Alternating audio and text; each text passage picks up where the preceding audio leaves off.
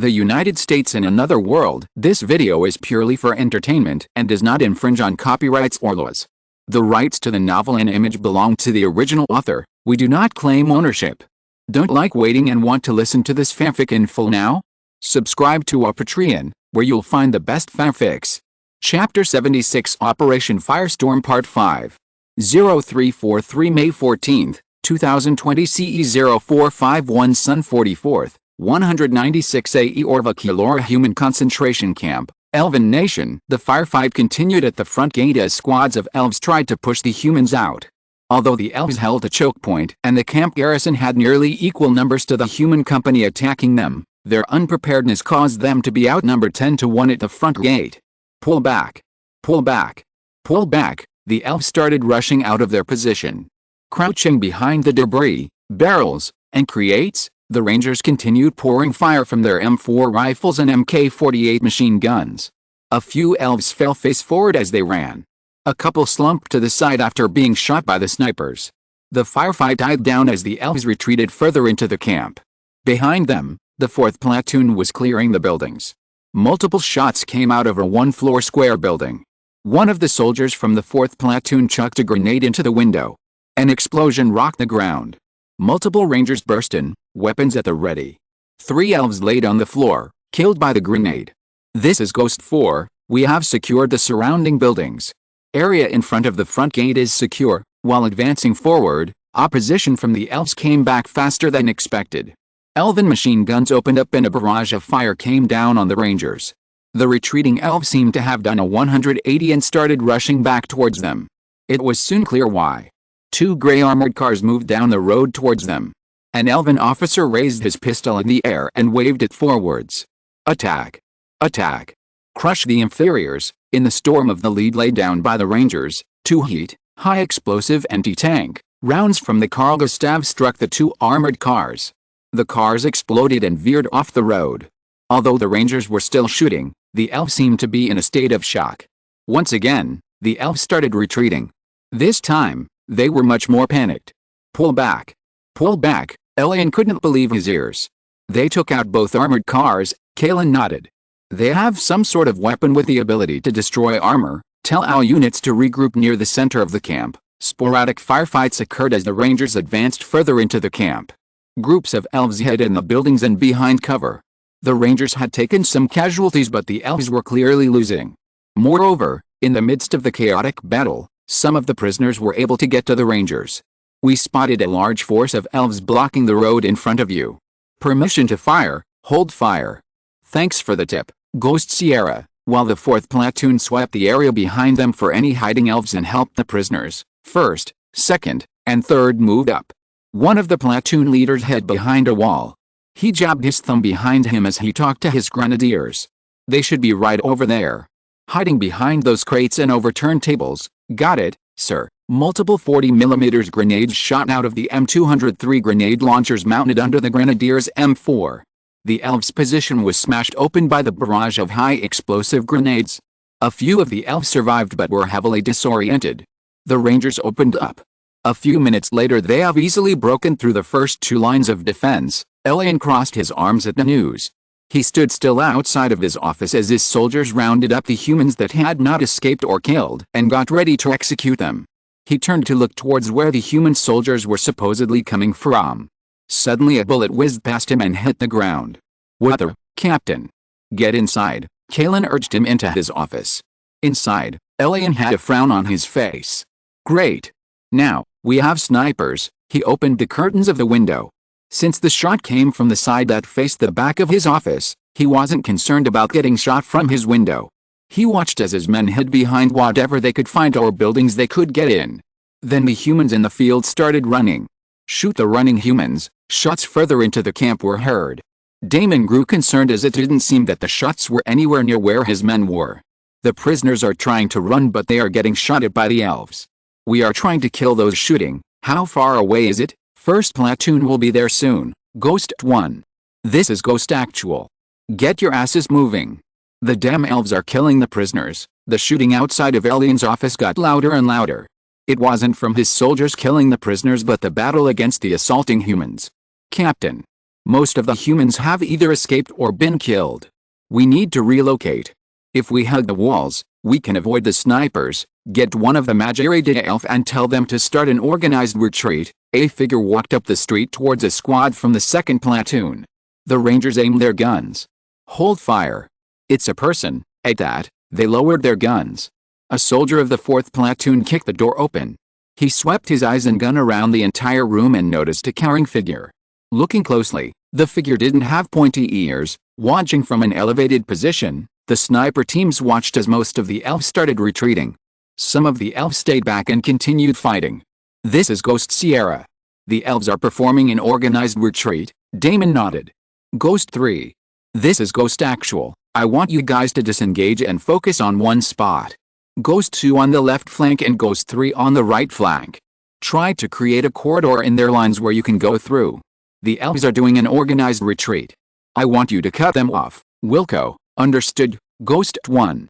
This is Ghost Actual. Take over Ghost 2 and 3's position. There should be fewer elves now. Elian huffed a bit as he rested. Elian, Kalen, and around 30 of his elves were scattered on the other side of the camp. Elian shook his head. We can't hold this camp. I have requested reinforcements but the closest unit is a couple of hours away. Shots rang out. Kalen looked alarmed. She beckoned over a Majority elf and started contacting the platoon commanders. After a short conversation over the Magi radio, she went over to Elian. They were able to get through the ones covering us. The sound of the shots got louder and closer. Captain, we need to get into the building, said Kalen. She also called over a handful of the soldiers nearby. We will take up a position in that building. Elian went up to the 2nd floor with Kalen and a couple of soldiers following.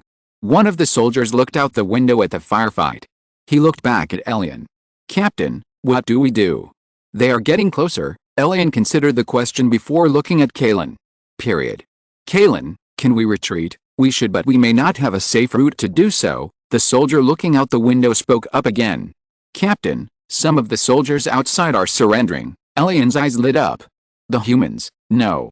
Ours, outside, one by one, the elves started throwing down their weapons and raising their hands. When the 2nd and 3rd platoon penetrated the already weakened elven covering force, the covering force was thrown into disarray and started surrendering. This caused more and more elves to do so too. Before long, the Rangers secured the entire camp and killed off the last of the ones still resisting. A few hours later, the Rangers guarding the front gate readied their weapons as multiple figures appeared on a road. One of the Rangers squinted at the figures before shouting, "It's the Green Berets that are supposed to link up with us." A few minutes later Pablo greeted Damon. Damon replied in a joking manner. "What took you so long? You missed our battle." Pablo laughed. "Trust me, we had our own battle." "Well, I can see that." 0400 May 14, 2020 CE 0500 Sun 44th, 196 AE. In the air over the Elven Nation, formations of F-15s and F-16s swooped down low. Their speed made them almost unhittable by the Elven air defense. Off in the distance, black smoke rose from burning metal. Multiple B-1Bs dropped their payloads onto large Elven coastal fortifications. 20 B-52s cruised at nearly 50,000 feet. Although they were all in different locations, they were all moving south and deeper into Elf territory. Northern Sector Elven Detection Station and Elven operator gave an emergency report. "We have detected multiple aircraft scattered by themselves in the air across our sector. They all entered from the south where the humans are attacking," the commanding officer nodded. "Alert all air bases in the northern sector to respond." 20 squadrons of AR-192s took off from multiple different air bases scattered across the northern sector. Each headed straight for one of the detected aircraft. In the air, the weather in the northern sector was extremely clear, and it was easy to see for miles. One of the elf pilots noticed a single aircraft. It seemed so small because of how high above them it was. The elves easily identified it as a heavy bomber, but were mystified as to how it flew since it didn't have propellers on its wings. The 12 AR-192s started to climb towards it. Within a few minutes of climbing, their engines started cutting out and they stalled. They had barely reached their target. The AR-192s curved backward and started falling. Falling for a bit, they regained control. "How high is it? Regroup and attack again. We will have to shoot before we stall." Again, they tried. They aimed their aircraft at the human bomber and quickly climbed to intercept it. When the pilots felt that they were about to stall, They opened fire. Even with the AI-192s reaching their maximum ceiling of around 39,000 feet, their bullets couldn't reach the lone human bomber cruising slowly through the sky as if it was mocking them. Each squadron of 12 AR-192s was unable to engage the B-52s that they had been tasked to destroy. The B-52s continued on their journey. Chapter 77 Operation Firestorm Part 6. In the air near the center of the Elven Nation, Aircraft Commander Evan Matthews glanced out the window of his B-52. Green mountains were seemingly spread across the land. Propeller aircraft darted back and forth below them. His co-pilot, Evan Smith, chuckled. "I think tree huggers are a better name. Well, they don't hug trees as far as I have heard." Further inside the B-52, Jerry's Barnett, the radar navigator, whistled into his microphone as he looked at his video camera. "Those look exactly like those Nazi fighters my grandpa told me about. Just look at them. Never thought I would see one shooting their guns. Oh look, they are stalling." Their B-52, laden with nearly 70,000 pounds of bombs, lumbered on through the sky as the AI-192s gave chase down below. Northern Sector Detection Station, Elven Nation. Based on their trajectory, they are going directly to our southern airfields. There's also one headed for our station. Senior Lieutenant Officer Figurin rubbed his chin at the words of Lieutenant Alok Yestin, who was standing in front of his desk. "And all the AI-192 squadrons that have been sent out can't shoot them down?" Alok nodded. "Yes. All airbases are reporting that the AI-192s don't have the altitude, so there's one that's headed to our station and it's a heavy bomber." Alok nodded again. "Yes, sir. Get this to High Command." Officer stood up. "As for us, we are evacuating. Get all the important documents. Tell everyone to pack up." Alok turned to leave but stopped himself. Sir, we already lost contact with High Command." "Oh, forgot about that." Then switched to Northern Sub-Command. Officer went to grab a few files from the drawers behind him. Not hearing his door close, he looked back. "Why are you just standing there?" Alok rubbed his neck. "Sir, how do we contact them?" With a mildly surprised expression, Officer asked. "You are telling me that we have never contacted them before in our many drills even though this region is under their control?" "Well, sir, this was not in expectation with any of our military drills. It was assumed that the High Command office would always be available. Just alert all air bases first. I should be able to find the number to call them." "Imethmal Air Base, Elven Nation. The 55th Squadron failed to shoot down the enemy aircraft," said Lieutenant Colonel Goran Artoris while saluting. Colonel Varel Quicken showed his clear unhappiness at the news. "What? How? It's only a single aircraft. The aircraft is flying higher than any of our aircraft can." Varel raised his eyebrows. "This is ridiculous. We got reports from our detection station that one of the aircraft, which has been identified as a heavy bomber, is headed straight for us." "It's only one bomber, right?" Goran gave a curt nod. "Yes." Varel gave it a few minutes of thought before explaining his thinking to Goran. "It shouldn't be able to destroy that much of the base. Tell our pilots to start evacuating by taking off with their aircraft. Tell other personnel to take what's important and start leaving the base. We will all return once the bombing is over. Hopefully, the runways will still be operational or fixable after that bombing. Most of them should. It's only one bomber that probably is carrying very light bombs. No more than 10,000 pounds probably. Coupled with the fact that the accuracy of bombers isn't that good either. Our airfield shouldn't be that badly damaged." Goran showed a bit of uncertainty. "Sir, how are you so sure about the weight? Remember the cancelled prototype that we had? The Ra-177 heavy bomber? It could only carry around 15,000 pounds of bombs. And it couldn't even fly higher than our fighter aircraft. I'm somewhat overestimating seeing how the humans have their bombers so high. I guess 5,000 to 10,000 pounds would be a good guess." A few minutes later, AI-192s and Ra-189s started taking off from the runways.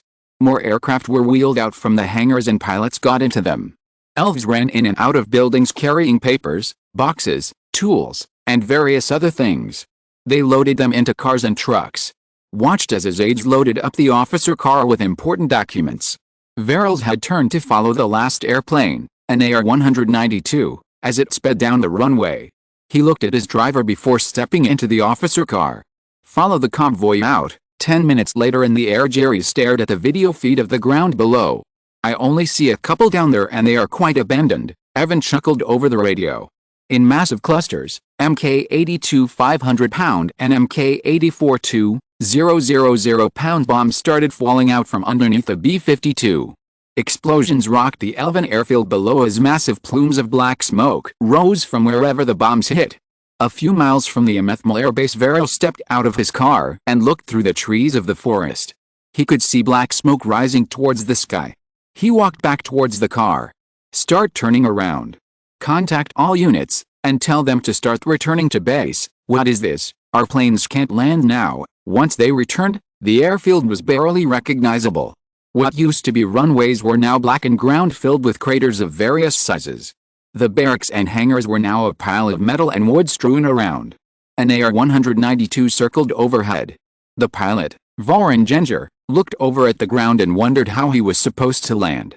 Varel stared at the ground of the airbase before looking up and saying, "They are going to need to find elsewhere to land." Goran, who was right beside him, grew concerned. "Where else though? Other than this clearing, it's all mostly forest around here. Are we able to contact any other airbase near us? We do have a Magi radio. I will try contacting the other bases." A few minutes later, Goran shook his head when he returned to Varel's side. "I can't reach any of the other bases." Now a mixture of AR-192s and RA-189s were circling overhead. Varel became quiet for a few seconds before saying, "How long do you think we can make a suitable runway?" Goran looked around and towards all the soldiers that had returned. Their vehicles parked around what used to be the airbase. "We don't have any construction equipment, and having the men dig a suitable dirt runway will take a while because of these massive craters. Then get them to work. This is probably the only way to get these planes to land safely, because they were filled to the brim with bombs and were flying at their maximum altitude." The B-52's combat range was significantly reduced. However, the total distance from the northern tip of the Elven nation was around only 15% of the B-52's total unfooled combat range. They were easily able to continue their journey back to their air bases in the Magus Imperium. Varel watched from his AR-192 as the elves on the ground scurried around the bombed airfield. They were clearly trying to clear a way so the planes could land. He looked at his magic gauge. It was nearly 80% empty. He was going to have to land soon. 20 minutes later, he watched as a different AR-192 attempted to perform a landing on one of the narrow roads through the forest. It got closer and closer to the ground while tilting to avoid the trees. It seemed to be doing well until the plane veered a bit to the right. Its right wing struck one of the trees of the forest. The right wing came right off and the aircraft spiraled out of control. The AR-192 disappeared from his view before a loud explosion could be heard. Smoke rose from somewhere in the forest. A few more aircraft tried to land on the dirt roads or small clearings in the forest in the next hour. A couple even tried to land in the rivers that flowed across the forests. Some of the pilots survived, but all the planes were completely destroyed. The soldiers trying to repair the airfield were unlikely to finish on time. Varel looked at his magic gauge once more. The magic was completely out. He had even exhausted all his magic when he poured it into the aircraft. He had no confidence that he would be able to survive a crash landing. Pressing a button, he ejected from his AR-192. He quickly deployed his parachute and floated down. A few other pilots followed his example and ejected from their planes. Varel sat on the ground next to one of the trucks near the airbase. He watched as soldiers ran around trying to even out the runway. He looked up at the sky and watched the remaining planes. It wasn't long before something caught his eye. An Ra-189 started lining up on the still and fixed runway. It passed over the soldiers doing the fixing. Its propellers blew wind across the ground. It made a hard bank to the right and circled around. It started flying lower and lower. The soldiers on the runway shouted and started running out of the way. The plane's wheels touched the blackened earth and started running down the destroyed runway. It wasn't long before it hit a crater at very fast speeds and flipped over. The pilot, slightly injured, dragged himself out from under the plane. With the runway unable to be repaired and landing in the heavily forested area nearly impossible, most of the pilots just abandoned their planes and parachuted out. Similar things occurred across the north, as all airfields in the northern sector had been bombed to oblivion. Unlike the south with sparse forests and many plains, the north was full of forests. A large mountain range divided the north from the south. Although personnel casualties were low, the loss of most of the planes that had been held in reserve in the northern sector had a severe cost. Somewhere in the Elven nation, Terrence sat down in a chair in his new office room. He turned his head from left to right and looked at the surviving generals. "Give me a detailed report of everything that has gone on." The generals glanced at each other.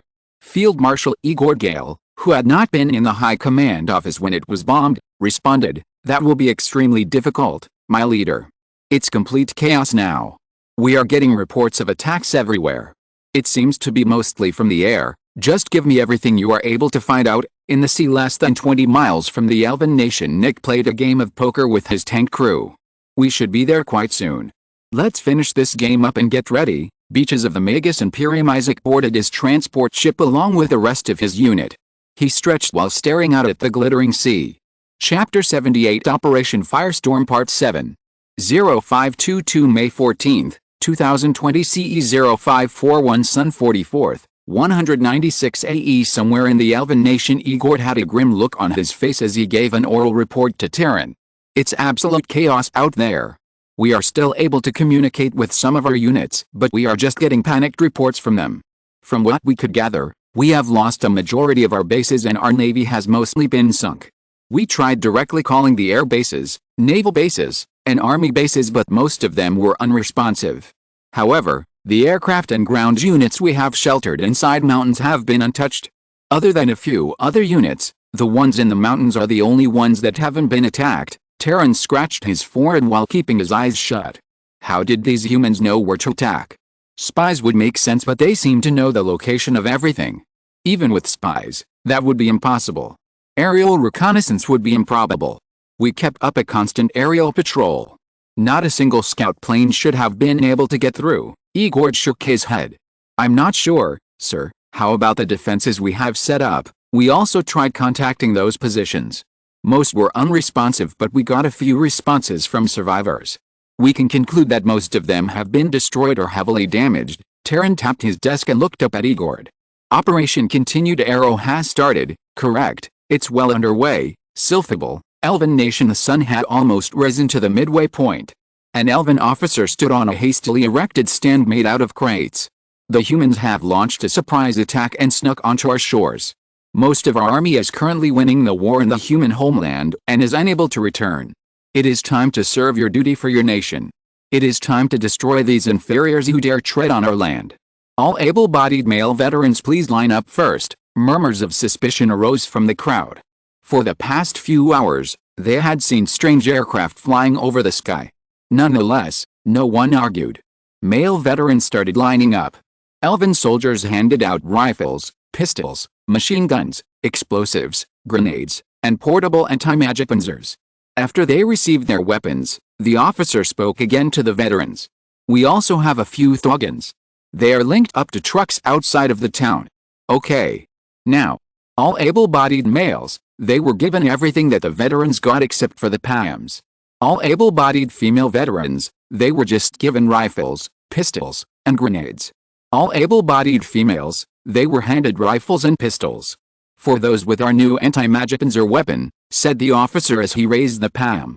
"We will have a demonstration on the field over there as to how to use them." The officer walked the male veterans to an open field. He coughed to bring the attention of everyone. "This triangle cone on top of this tube is a rocket filled with magic particles set to explode. You just have to press this button under the tube to fire it. There is an iron sight on it to help you aim. These are to be used against any sort of vehicle and are not reusable. Fire them once and they can't be reloaded." The officer aimed the PAM and pressed the button under the tube. The rocket shot out and exploded a few hundred feet away. Orviculora human concentration camp, Elven nation. Damon conversed with Pablo in what used to be a guardhouse. "Our job is to guard these people at all costs. We were given two options. Wait until our main force arrives or advance towards where the main force will be coming from. We will get air supports via any nearby air units. Personally, I think the forest option is better." Pablo considered it for a second. "Either way, we have an issue. With this amount of people in addition to the elves, I don't think we have the supplies to feed this many people." "Good point." Damon nodded at Pablo's analysis. "Good thing is that the concentration camp here does have a lot of food. However, we don't really have the ability to bring it with us. There are trucks and cars here, but it's gonna be hard traveling down the road hiding this many people. It seems like we are staying." Damon opened the door and looked outside. "Seems that way. We are going to be here for some days." Outside, their men ran around erecting a few defenses. Using shovels, they dug a trench at the front gate. 0644 May 14, 2020 CE 0622 Sun 44th, 196 AE. A couple miles from the shores of the Elven nation, Nick pulled down his hatch and looked at his crew. "Okay boys, we are hitting the beaches soon. The Air Force has been doing some bombing, so I don't expect resistance to be heavy." AH-1Z Vipers took off from the deck of the USS Bonhomme Richard and other amphibious assault ships. On the beach, smoke billowed from the destroyed fortifications. In one of the Vipers, a pilot spoke into his headphones. "Anti-tank guns, infantry, and a couple of tanks. You are clear to fire." The 20mm M197 3-barreled rotary cannon that was on the front belly of the helicopter started spinning. Bullets soon spewed out onto the beach. Hydra 70 rockets flew out of the launchers on the side of the Viper. Explosions blanketed the area. An anti-tank gun position exploded. On the ground, elves ran around like ants. Nick felt his tank jolt as the LCAC he was on crashed into the sea. Uma looked up from his driver's seat at Nick. "How many of these amphibious assaults have we done?" "2, Uma scratched his head. "I thought we did 3, Nick waved him off. "I don't quite remember. Anywhere between 2 to 4. More than we need." A few minutes later, the LCAC that Nick's Abrams was in hit the beach and quickly deflated. The front gate opened down right as Uma put the pedal to the metal. A vein popped on Nick's head as the tank sped onto the sand. "Conley. Goddammit. You nearly rammed us into the fucking LCAC." Above them, the AH-1Z Vipers, out of ammo, banked and turned back towards the large group of amphibious assault ships that were just offshore. Besides them, another LCAC came ashore and disgorged 2 M1A1s. On the M1A1 sides, AAVs came ashore. Bullets pinged off of the AAVs. Shots came from the stone rubble of fortifications. From the little turret of the AAVs, the MK 1940mm automatic grenade launchers and the .50 calibers machine guns opened up at the rubble. Nick shouted at Dillian. "We got enemy infantry direct front. Open up with the machine guns." Switching to thermals, the red-orange heat given off by the elves could be seen in the camera feed that Dillian was looking through. The machine guns on Nick's Abrams opened up on the elves hiding behind the rubble. Under the cover of fire, Marines rushed out from the open back doors of the AAVs. They positioned themselves behind the armored vehicles and started firing. The fire from the elves slackened as bullets poured down on them. A tank shell exploded on the cheek of Nick's Abrams. A knight had peeked out from a small hill. Nick shouted again at Dillian. "Tank 1 o'clock, firing." The round went right into the turret of the knight. In a flash, the knight's turret exploded and was flung into the sky. "Advance," their Abrams whirred to life and started moving forwards. Behind them, MV-22 Osprey landed onto the beachhead and more Marines ran out. Small arms fire from the elves peppered the advancing armored vehicles. The R-1Z sped past overhead and headed deeper into land. They began clearing the way for the advancing ground forces. Marines moved up to the rubble and took cover behind them. The supporting M1A1s and AAVs gunned down any nearby elves that appeared or started shooting. Sergeant Finn Johnson, sitting behind a piece of rubble, looked over his shoulder. Bullets from a machine gun whizzed past him. The rest of his squad was crouched with him. Finn nodded his head over the rubble. "Got a machine gunner there. Blake, give me suppressing fire. I'm gonna throw a grenade over." "Got it, sir." Private Blake York peeked out from the other side of the rubble and opened up with his M4 rifle. Finn stood up and tossed a grenade over where the machine gun fire had come from. He quickly ducked back down and Blake returned to cover. An explosion came from where he chucked the grenade, and with that, the hail of bullets stopped. However, singular bullets still whizzed by. "Machine gunner down, but we got some rifle fire." A fusillade of machine gun fire was heard. An M1A1 had opened up with its machine guns on the elves that were firing on them. The rest of Finn's platoon peeked out of cover and started firing. It wasn't long before Nick's Abrams was off the sand and onto the dirt. Something pinged off the sloped front of the tank.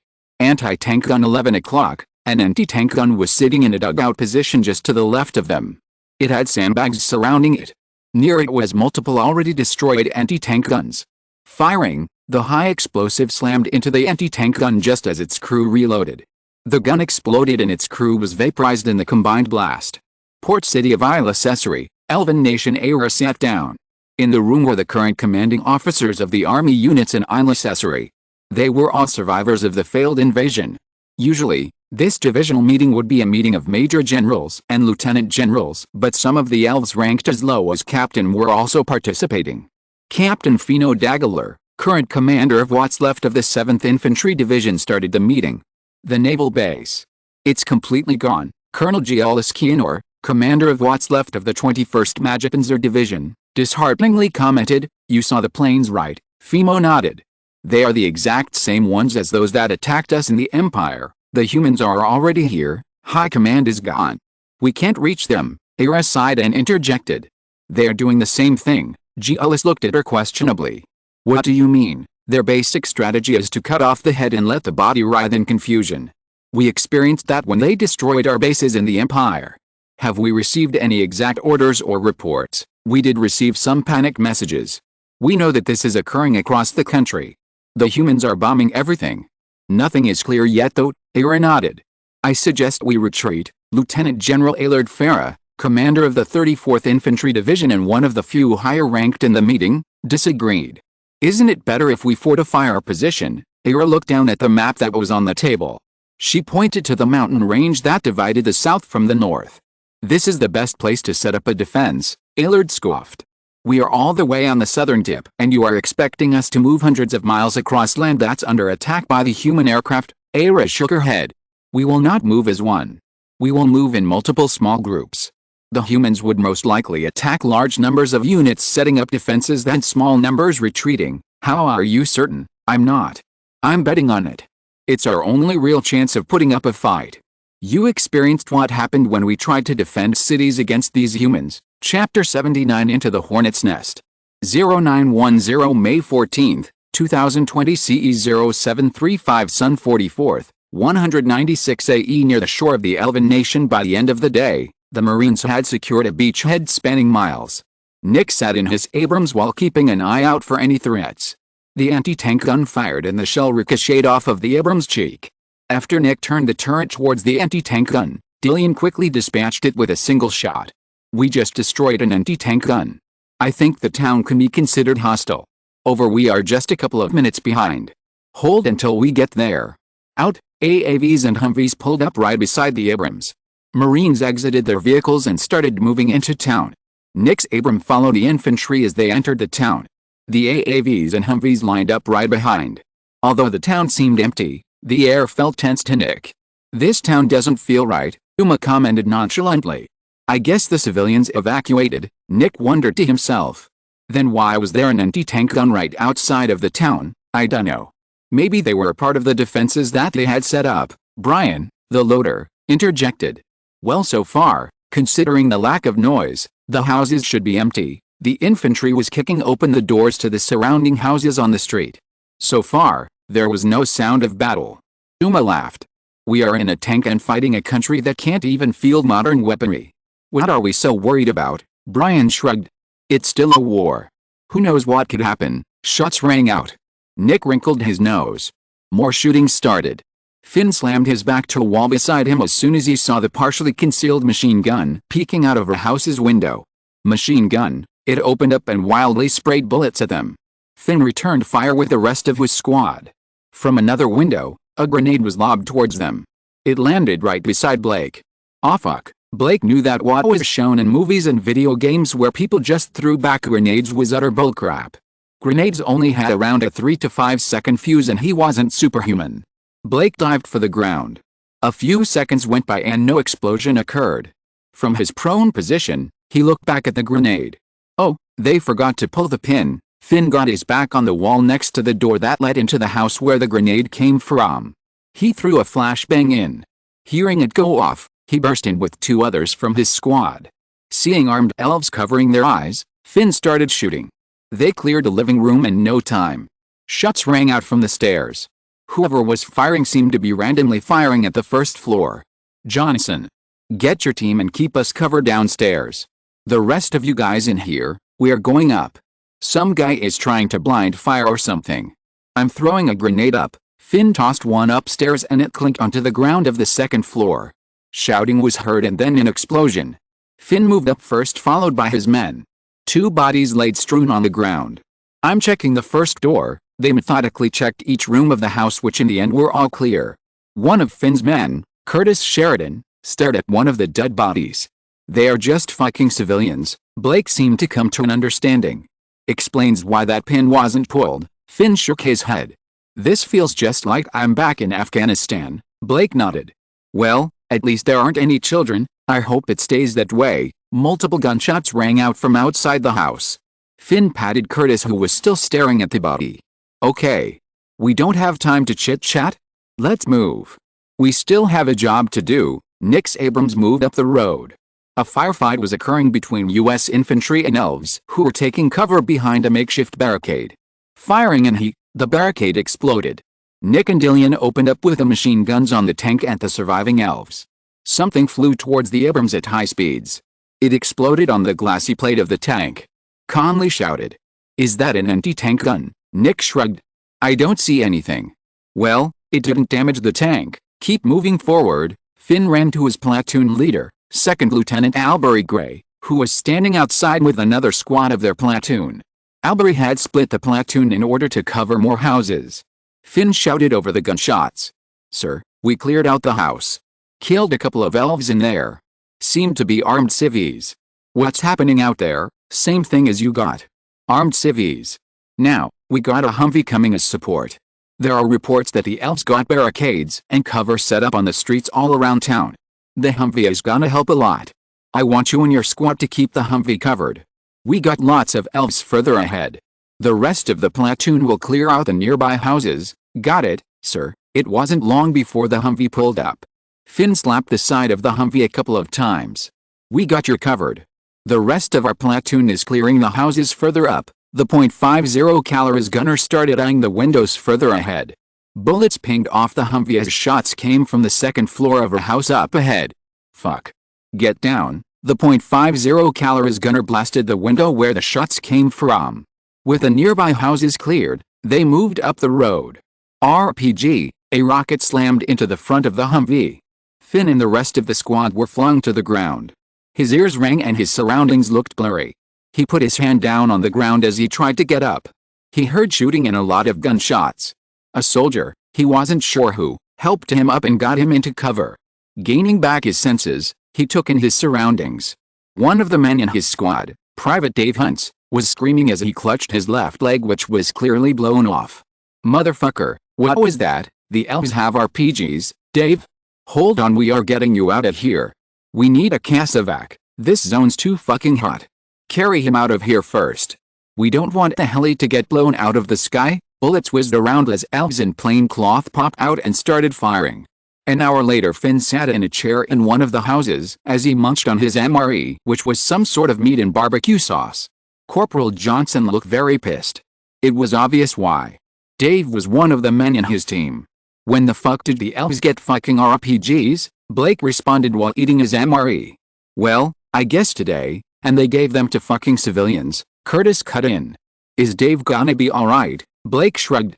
Not sure, man. He still has a wife and kids at home. A silence filled the room as they ate their rations. The silence was soon broken by Curtis. Those were civilians, weren't they? Blake looked over. Yep, it was clear that Curtis didn't look too well, and you guys are okay with this, Finn sighed. After the first house that they had cleared, Curtis seemingly started to put in less effort.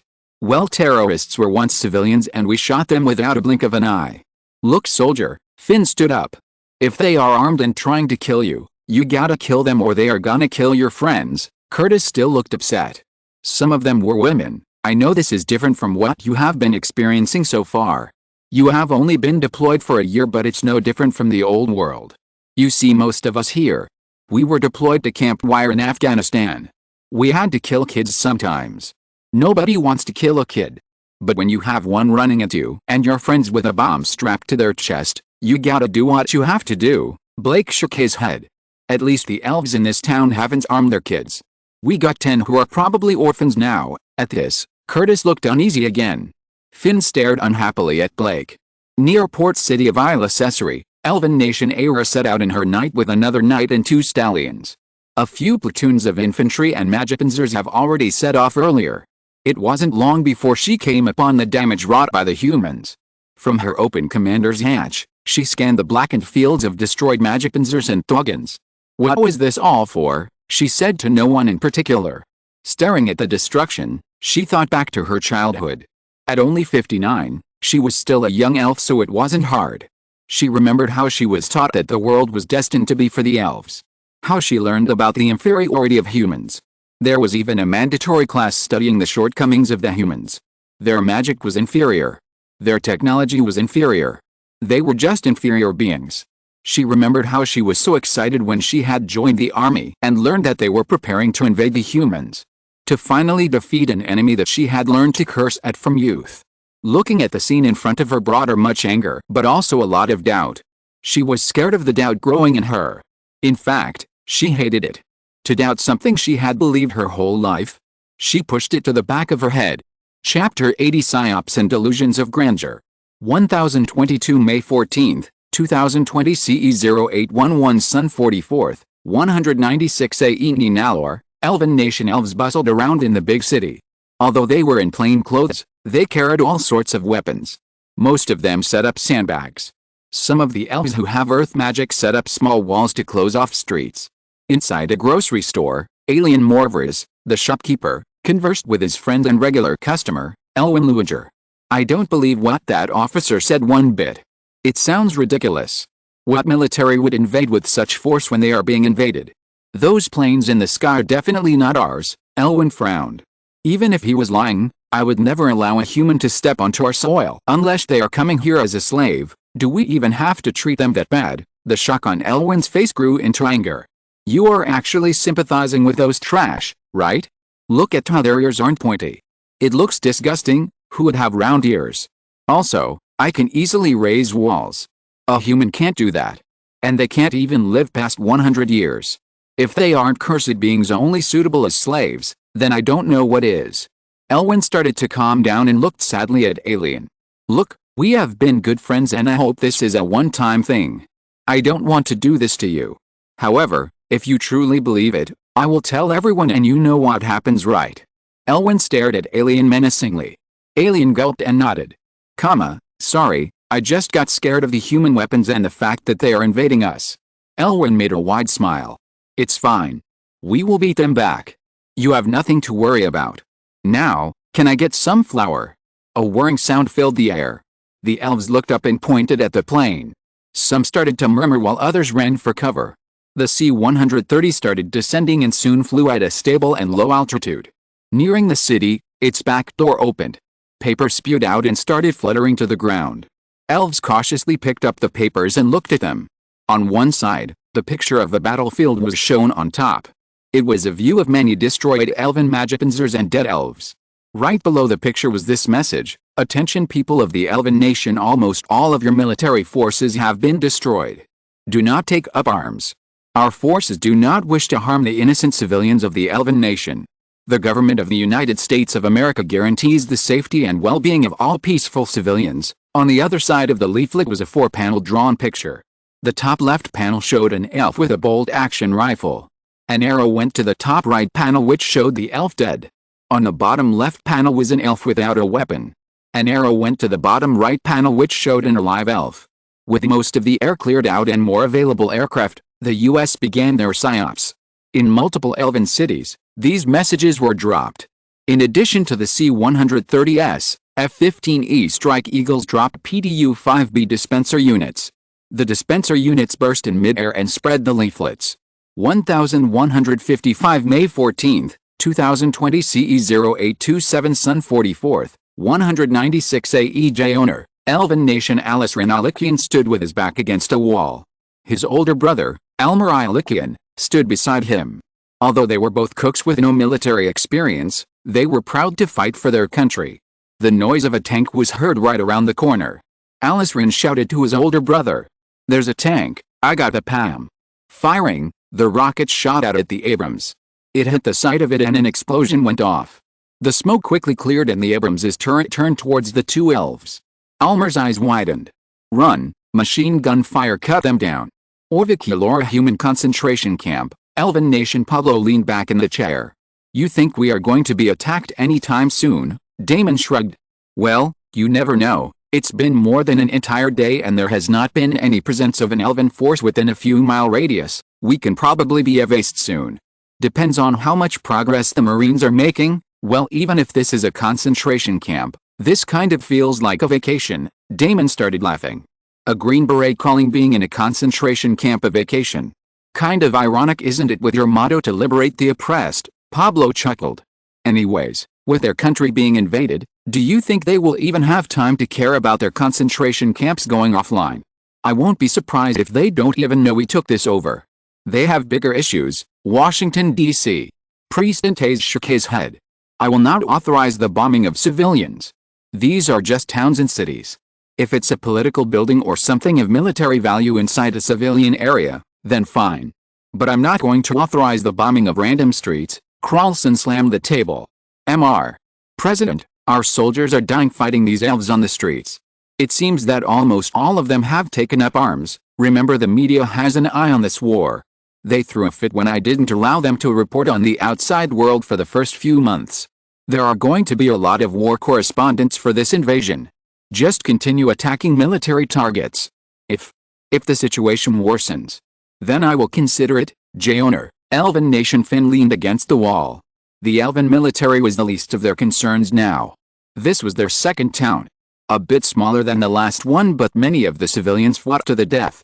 Heard the army's coming, Johnson nodded. For once I'm fucking glad they are here. These elves are suicidal. How's Curtis doing? He's doing alright, I guess. I don't like the pause there. Johnson shook his head while looking at his feet. Well, it hasn't improved, I know. He's still new. I probably should go talk to him again. Finn walked towards where the rest of his men were resting. You guys holding up well? I don't like this either. We are basically exterminating these people. Well, these elves. Blake took a swig of his water. Well, let's just think of them as terrorists. Nothing changed. They just have pointy ears now and even worse weapons. Finn sat down beside Curtis. Through the background noise, there was a moment of silence between them. Curtis. Why did you join the Marines? Quite a cliché story actually, I guess.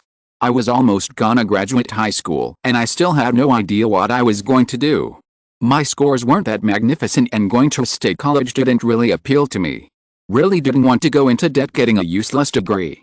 I was quite bored, so I just decided to join the Marines. By chance, after I finished training, we were transported to this world. Finn sighed and looked at Curtis. Well, the military isn't for everyone. If you can't take it anymore, just talk to me. Elven Nation. Anfilin burst in after knocking on the door. My leader. The humans are spreading propaganda from the sky. Look at this. He threw the leaflets onto Terran's desk. Terran read them for a minute and looked up. His fist slammed the table. Get me to the Magi radio room. The last time he made a speech was before the Elven invasion of the humans. He knew exactly what to say. The Magi radio operator switched to the public channel and spoke. Terran gripped his microphone for a few seconds before starting to speak. He shouted into the microphone with force and anger. These wretched humans have landed onto the shores of our beautiful country. Will we let these animals encroach on our sacred haven? Will we turn our backs to our destiny? Will the superior species be subjugated by an inferior one? The prophecy has foretold of the demons and their weapons. It is clear here that the humans are working with the demons. The demons, the forces of evil, aim for the destruction of all of us. The uncivilized humans are mere pawns of the demons. But rest assured, our military is preparing a counterattack. The reserves are being mobilized. Weapons of wonder developed by our scientists are being brought out. Magipanzers with impenetrable armor. Planes that can fly nearly at the speed of sound. Rockets that can fly hundreds of miles and accurately hit their targets. Continue your resistance against these pests. They may have demonic weapons, but our weapons are a match. You are the superior species. You have the most superior magic. You have the most ideal bodies. Your souls are blessed by our goddess to tame this world. Do not falter. Ninalor, Elven Nation. In the streets, elves that had crowded around the public Magi radius nodded. Murmurs arose. That would explain those planes. My goodness, the humans working with the demons of prophecy. Just how evil can these humans become? Burn these papers. Burn these lies. The crowd turned into a sea of fury. Elves started ripping apart the psyop leaflets. Some threw them into fires while others conjured up small flames. Bombarded with propaganda for hundreds of years, taught to always listen to their leader, and to consider humans to be no more than animals, most could not see that they were clearly being lied to. Only a minority knew better and they dared not to speak. Terran did not need a secret police because the citizens themselves were the secret police. Terran took a deep breath. In his mind, Terran assured himself that they would win. He put his trust into the super weapons that they still have yet to use. As long as they could beat the Americans back, they could win. They just needed to fight them until they couldn't fight anymore. He truly thought that it was his destiny to fulfill his father's vision. He left the Magic radio room and made his way directly to the military room. It was a large room filled with desks and maps. Terran approached Igor. Have we re-established contact with most of the surviving units? Yes, sir, most of them. The situation doesn't look good at all though. Let me take a look. What units are functioning? And what are not? A large map on the table showed the entire Elven nation. Igor placed objects onto the map. He showed the positions of each surviving unit and their conditions. After a very thorough and detailed showing, Terran gathered his top generals. Colonel General Voodoo Rockin proposed his idea. My leader, we are thinking of a spread-out defense. The humans' air force is very capable of destroying massed forces. By spreading them out, we will make it harder for the human aircraft to destroy our units. They will have to hunt them down one by one. The spread-out units will support the citizens who are fighting back. General of the infantry Rio Myhorn shot back instantly. I propose that we retreat to the mountains. It's a natural defense and is much more easily guarded. Colonel General Rockin's plan just causes unnecessary casualties and only weakens us. A unified force at an easily defended place is better, Voodoo scoffed. We will be losing nearly half the country if we do so, Terran pondered for a bit. I see merit in both of your statements. But I believe that General of the Infantry Myhorn's plan is more sensible. However, we shall not lose our territory without a fight. We will use Colonel General Rockin's plan here. We will organize a few units for a spread-out defense. If it works well, we will call back our retreating units. If not, then most of our men will be able to fight another day as they would have already retreated. Rio smirked at Genera. Genera narrowed his eyes. Because of their constantly conflicting strategies and opinions, they had been rivals ever since they were both major generals. When Genera was promoted to Colonel General, Rio threw a fit. Chapter 81 2nd Battalion, 37th Armored. 0044 May 15, 2020 CE 0322 Sun 45th, 196 AE. He is currently following an element of the 1st Armored Division. Mason Booker, to you, the TV screen changes to a person standing on the deck of a ship. A few seconds of silence follow. As you can see, the soldiers here are preparing to deploy a lot of these smaller boats towards the shore. Is this anything on the shore? The camera pans towards the shore. Nothing. It's only an empty beach. Much earlier I saw multiple of what I believe to be American jets fly over. Seems like the landing ships are departing. The camera swivels to where the ships are departing the Oak Hill. Off the shore of the Elven nation, multiple ships pull up to the beaches. The largest of them all, the USAV Major General Robert Smalls and USAV Major General Charles P. Groves, landing ship vessels, drop down its front door. One by one, a total of 28 M1A2 Abrams, 2 armored companies worth of tanks, rolled off. This made up the entire tank force of the 2nd Battalion, 37th Armored Regiment. The 2nd Battalion, 37th Armored Regiment was one of the Armor Combined Arms Battalion of the 1st Armored Brigade Combat Team. It was made up of 2 armored companies and 1 mechanized rifle company. Besides the landing ship vessels, many LCUs, LCACs, and LCMs came ashore. From them, infantry jumped onto the beach. Humvees, M113A3 APCs, and M2A3 Bradleys also drove ashore from them. Multiple Harper's Ferry-class dock landing ships and Whidbey Island-class dock landing ships could be seen further out at sea, still disgorging LCUs, LCACs, and LCMs. Isaac was among the infantry inside the M2A3 Bradleys coming ashore. He was part of the mechanized rifle company of the 2nd Battalion, 37th Armored Regiment. The 1st Armored Brigade Combat Team was the first Army unit to land on Elven shores. More Army units were coming, but there was a limited number of military transport ships. A lot would have to come by civilian contracted ships. J. Owner, Elven Nation Johnson shook his head. 2 towns of hell and we have to fight our way through a major port city now. This is going to be a pain in the ass. The populace is just too hostile. I would prefer fighting the Taliban than this." Blake frowned.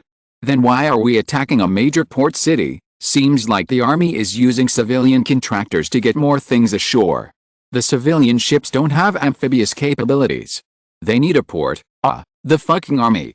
"Makes sense. We are definitely not going to be able to do this by ourselves. A brigade combat team from the 1st Armored is coming to assist. They should have already landed." Elven Nation Terran frowned as the officers of his general staff bickered about his decision yesterday. He had no intention to intervene. Yet, the voices of his generals mixed together. It was hard to distinguish who was speaking what, but it was clear what they were saying. "I protest this. We will be abandoning the civilians if we do. To lose so much land is ridiculous. The civilians are doing a worthy sacrifice. Even to a limited degree, we will still be assisting them. Do you dare question our leader? But for us to run away is undignified. Dignity or not, it's important to ensure the survival of the nation. This isn't a fight for survival. We just have to find a way to beat them back. The civilians that make up this nation are the nation. To abandon them is to abandon this nation. Then they would understand that they have to do this. They are fighting for themselves. We must reconsolidate our forces. We barely have a chain of command left. Sounding an all retreat to regroup and reorganize is important. It isn't an all retreat. There are units that have been specifically commanded to continue resisting. We need to delay the enemy whilst we retreat." Terran coughed and the room fell silent. "I understand your concerns, but my decision is final. We will conduct a retreat with some left behind to delay the enemy. The civilians must also fight for their country." 0206 May 15, 2020 CE 0403 Sun 45th, 196 AE Nithnis Forest, Elven Nation. The Nithnis Forest was a small forest that was only a few miles away from the sea. It was beside a major road that led to the port city of Philanis. In the forest, 2 elves sat on rocks and pointed at the map they laid out on the ground. Around them multiple tents were set up and 2 knights sat idle nearby. A few magitracks and magitrucks were scattered around. They were what remained of the 29th Magipanzer Division. They were mostly survivors from the 13th Tracked Infantry Regiment and 4th Magipanzer Regiment. Colonel Tiener Elfarin of the 4th Magipanzer Regiment laid out his plan. "Our recon forces have reported that we have human forces advancing through here. The sun's going down soon. A night attack would be able to catch them off guard. We are well hidden. They wouldn't even know what happened before it's too late." Major Alice Christier of the 13th Tracked Infantry Regiment nodded. "We will form a line on this edge of the forest right beside the road. A knight will stay there with its engines turned off. Once the human convoy reaches the end of our line, we will all open fire. The knight will come out from the back of the convoy and block their retreat. Just a textbook ambush. Nothing complicated." "Sounds good." 25 minutes later Tiener crouched down beside Alissa. "This is perfect. The moon isn't bright today. We are completely concealed." The elves occupied a stretch of forest that bordered the road. Only the sound of crickets could be heard as they waited silently in the darkness. It wasn't long before they heard a whirring sound. The gunner in the lead Abrams spoke up. "I'm seeing some movement up ahead. Multiple elves. There's a tank. They are hiding in the trees." Switching to thermals, the lead Abrams came to a halt.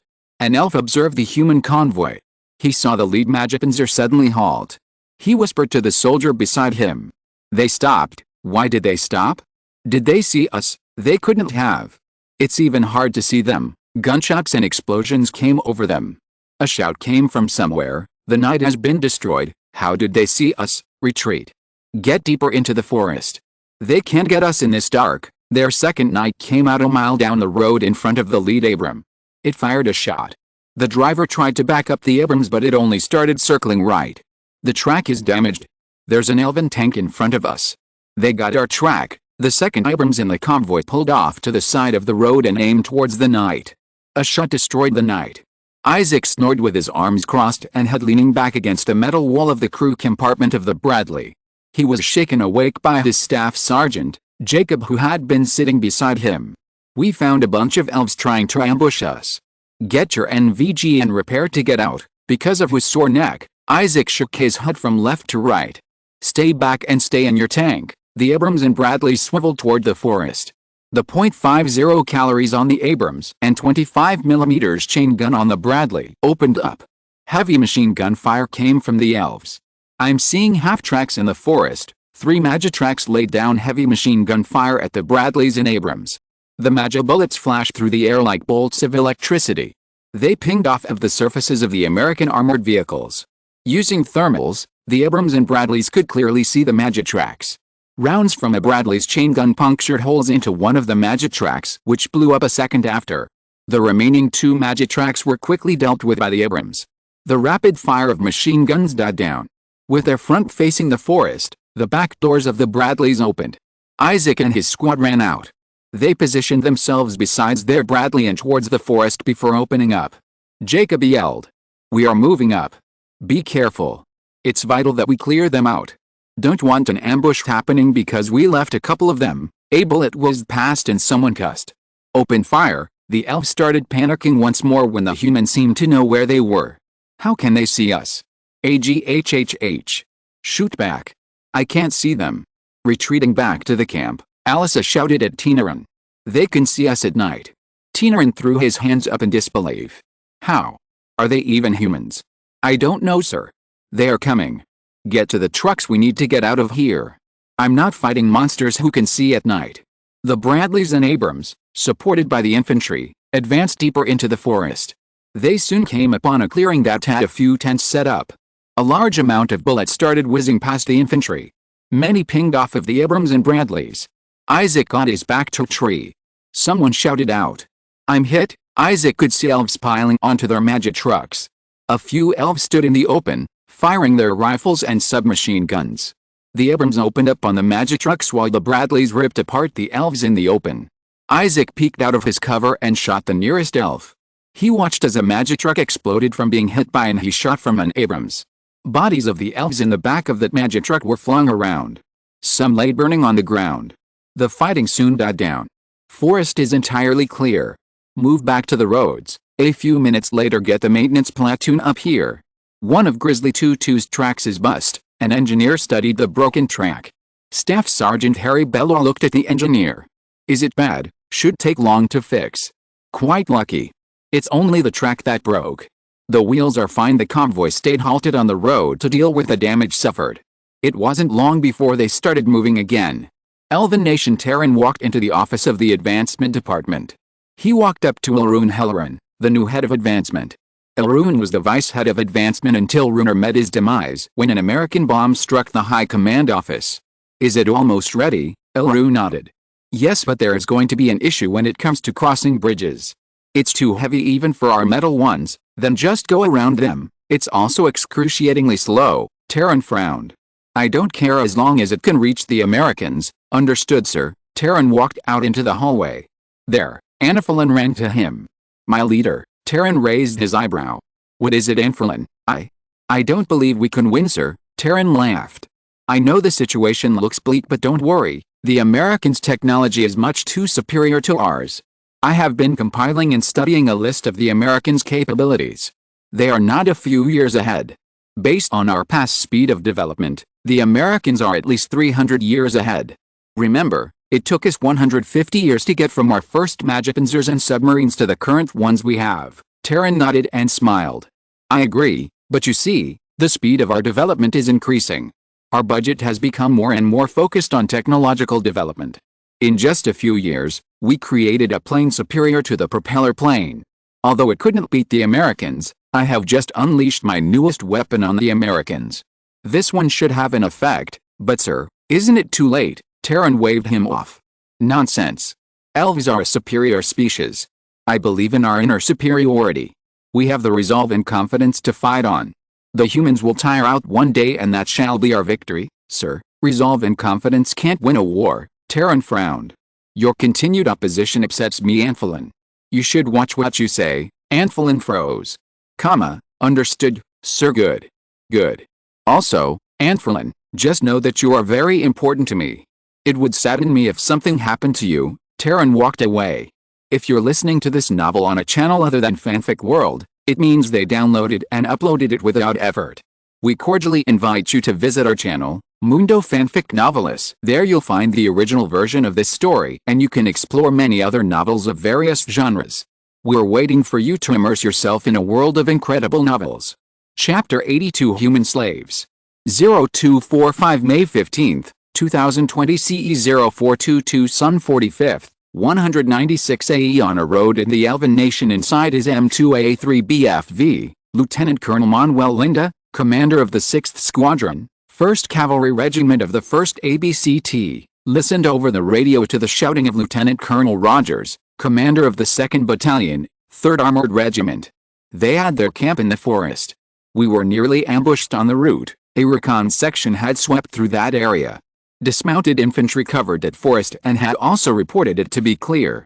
How big was the camp? They had around 5 large tents and a couple of vehicles. Where was it? Couple miles into the forest. The recon section missed it most likely. I can't guarantee that every single forest in your path has been combed through. You didn't take any casualties, did you? Only a few injuries. We saw them hiding on the edge of the forest before they could do anything. I will need another cavalry troop to actually comb through the entire area and find every single elf. Any force that we don't find should be minuscule enough that it won't greatly hinder your advance. Remember, we are doing security for your rear and flanks too. 2M2A3 Bradleys, a section from the 6th Squadron, 1st Cavalry Regiment, traveled speedily down the road. They came to an abrupt halt as something appeared ahead. Dismount and stop it. Be careful, it could be an IED. Soldiers came out of the back of the Bradleys and aimed their guns at the car. One of them waved at the car. The car came to an abrupt halt and quickly turned around. Seems to be a civilian. I do hope they haven't invented car IEDs, although there were highways, most of the roads were usually devoid of cars. The elves that they had encountered so far have all ran away in fear. Outside the port city of Philanis, Elven Nation 30 minutes later the two Bradleys came to a halt once again. The lead Bradley's driver looked up at his commander. So this is the city? Yep, there doesn't seem to be a military presence. Oh, wait. I'm seeing sandbags. Also armed civilians. Well, I heard that the partisans are giving the Marines hell. There's a lot of them too, I can see that. Guess they are waiting for us. How much you want to bet that those cars were scouts? Let's keep our distance. Heard they got some sort of RPG. Port city of Philanis. The water from the faucet ran onto Ronell Haye's hands as he scrubbed the dishes of his master, an old and rich male elf. Elves could be heard everywhere outside of the house he was in. They were all talking, walking around, and setting up structures. The entire city was in an uproar. Ronell feared for his life since every elf seemed to be armed with weapons. Ronell glanced over at a piece of paper on the kitchen counter. He was pretty sure this was what convinced his master to buy him. He couldn't read it, but the picture on it clearly showed a human acting like a butler to an elf, lounging around. Every elf a king. Buy your own personal human servant. Assign it to any menial job. Make it do anything you want. It will serve your every need. You will not be penalized for torturing, raping, or killing your human. Prices vary. As Renaud set down the plates, he looked around. He was alone in the kitchen, but he didn't dare run away. Some people had foolishly tried to run thinking that it was easy since security was lax. All of them were caught and slowly tortured to death. He didn't want to suffer a similar fate. 0327 May 15, 2020 CE 0443 Sun 45th, 196 AE. Outside the port city of Philanis, Blake gazed at the port city of Philanis. The tallest building in the city seemed to be just 3 stories. If not for the number of buildings, it would have felt like a small town. Blake sighed and looked at Finn. If this was anything like the last 2 towns, this entire city is going to be hostile. Is there no way we can just flatten parts of it with artillery and airstrikes? Well, I'm not ranked high enough to decide that, Blake shrugged. Just asking for an opinion, HM. Probably not. It's too dense. Artillery is out of the question, and any bombing run, no matter how accurate, will cause collateral damage, but we are pretty sure that most of the elves will be hostile. Finn shook his head. Not a good enough reason for those that are watching. Pretty sure we have journalists embedded with us. Curtis definitely isn't going to like this battle. I'm gonna need to refer Curtis to the psychologist soon. Pretty sure we have one attached with us. He's probably gonna be beyond my help if this gets worse. He seems back to his normal self as of right now. He's quite a soft guy. He's still a Marine. Jacob got out of the Bradley and turned to Isaac and the rest of the squad. We will be advancing into the city at 1,300. Isaac glanced at a person getting out of a Humvee behind them. The person was wearing a blue covered vest. Ah.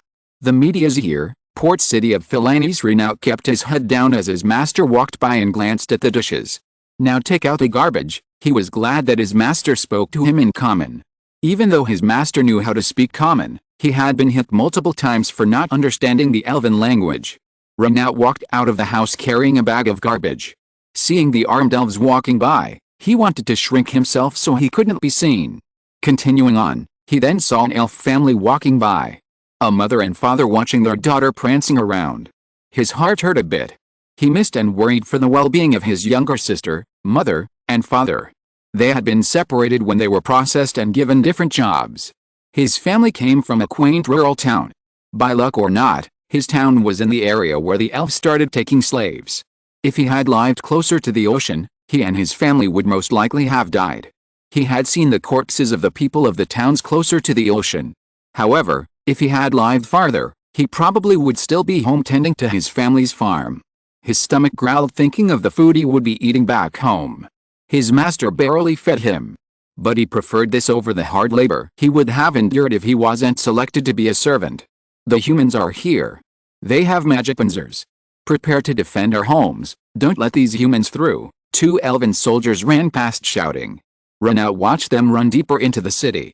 He remembered that there used to be a lot of soldiers here, but most of them disappeared for some reason. All around him, other elves started running in the other direction. They seemed to tighten their hold on their weapons. For some reason, Ronell felt a bit of hope in his heart. Surrounding the city, elements of the 2nd Marine Division and 1st ABCT prepared to launch an assault on the city. Yaren, Magus Imperium M4 Shermans drove onto the Magus transport ship. American infantry on the dock watched in curiosity at the procession of what was the workhorse of the U.S. Army in World War II. Well, thank God the Magus aren't using our ships. We already have enough trouble transporting our own stuff over. Quite interesting, isn't it? An M4 Sherman going off to war. I wonder which variant it is. Seems to be an easy 8. My great-grandfather drove one of those. Near the center of the elven nation on the commander's hatch overnight, Ara took in the view of the mountain range. Some of the mountains reached the sky. A few hours ago, she had run into infantry from another unit and re-established contact with what was left of the high command. It seemed that her plans were almost exactly the same as the orders. Galath Mountain, Elven Nation. The Galath base was a large Elven Air Force and Army base cut into the mountain.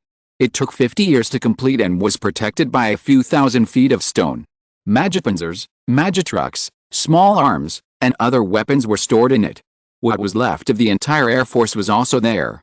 It numbered less than 50 aircraft. The base even had living quarters for the soldiers and a network of bunkers jutting out of the mountain. Unlike most of the situation outside, the base was calm and hadn't been attacked. The only difference was the large influx of troops. Thousands of elven soldiers and vehicles were pouring into the mountains. Some set up their own bases while others came to the Galath base. Colonel General Alfred Adrawar shook his head at his aide. I can't accommodate all of this. Get me in contact with a leader. Chapter 83 Battle of Philanis. 0700 May 15, 2020 CE 0630 Sun 45th, 196 AE Port City of Philanis and M1A2 Abrams from the 1st ABCT took the lead. Bullets pinged off of the Abrams. Rockets landed on it and exploded. The machine guns on the Abrams fired at the shooting elves. Are these buildings confirmed hostile? Yes. They are shooting at us from the windows. An AH-1Z Viper flew over and hovered a few yards behind the lead Abrams. Its 20mm 3-barreled rotary gun opened up on the elves in the buildings. It raked the windows of the side of the building. Bricks and glass were ripped apart as bullets went through them. The Abrams fired an M908 obstacle reduction round at the barricade blocking the road and moved forwards. Bullets and rockets hit the front of the tank but it shrugged them off. The remote-controlled .50 caliber machine gun on the commander's hatch of the Abrams, a part of the Tusk, the urban survival kit, swiveled to the building to its right and opened fire. An elf shouted in panic. It's not doing anything, why isn't it? The elves watched as the rockets from their PAM seemingly did nothing to the human magic panzer. A chopping noise was heard permeating the air.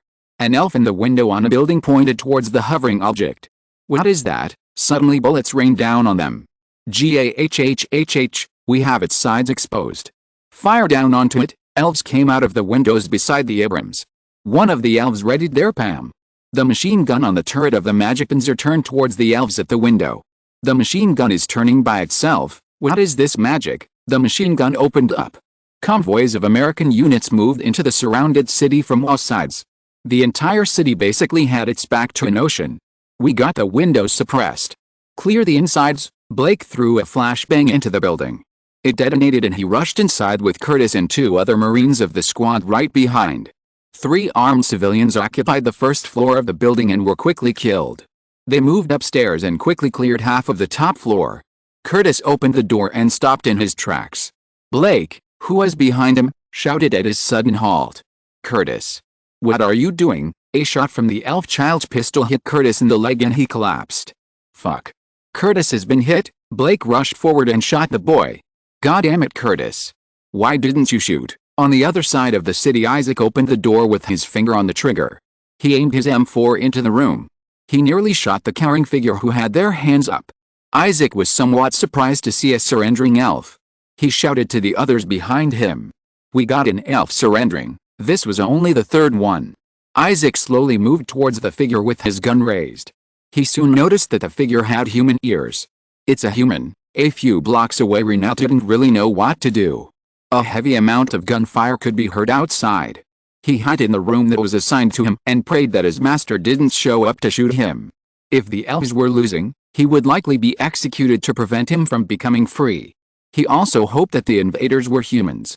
0824 May 15, 2020 CE 0712 Sun 45th, 196 AE. A very old-looking elf sat on a small wooden box outside of his house.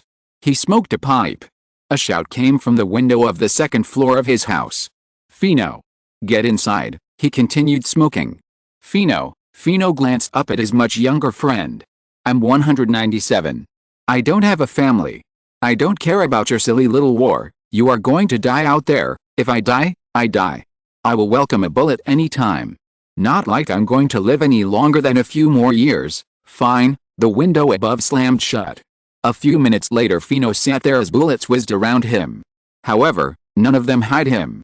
Either the humans had terrible accuracy or they didn't care about him. Fino blew a puff of smoke. A soldier looked down his scope and stopped. There's an old-looking elf sitting outside of the house. Is he armed? No. He's just smoking a pipe. The squad leader hesitated. Almost all of the elves that they had encountered put up a fight or were armed. He was worried that the old elf was hiding a grenade and would detonate it if they got close. Don't shoot him then. Focus fire on the armed ones. Stay clear of him though and keep an eye on him. House-to-house combat raged on. Rogers conversed with one of his company commanders. The infantry is taking casualties trying to clear the houses.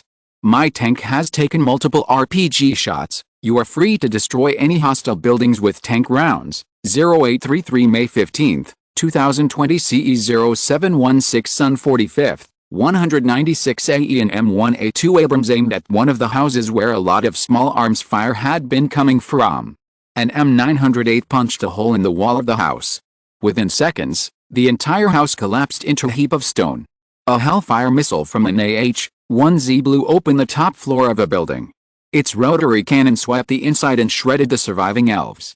0955 May 15, 2020 CE 0757 Sun 45th, 196 AE Brandon McKee stood next to an Humvee. Holding a microphone, he looked at the camera. As you can see behind me, intense fighting has broken out in this elven port city. U.S. forces are trying to secure a port for ships to dock at but have encountered heavy resistance. I have been informed that this isn't the elven military but armed civilians who are fighting. A large explosion was heard in the background and Brandon looked behind. A building was just blown up in the city. Not sure if it was done by the elven civilians or U.S. forces. Fighting has been going on for the last 3 hours with no end in sight. 1108 May 15, 2020 CE 0834 Sun 45th, 196 AE. The sun started to set but the fighting raged on. Albury's platoon came to a halt and pulled back for a moment of rest and to quickly eat their dinners. Blake leaned against a wall as he munched on his MRE. They are arming their children now. Curtis was shot in the leg by an elven kid. He's doing fine currently, Finn sighed. Blake continued.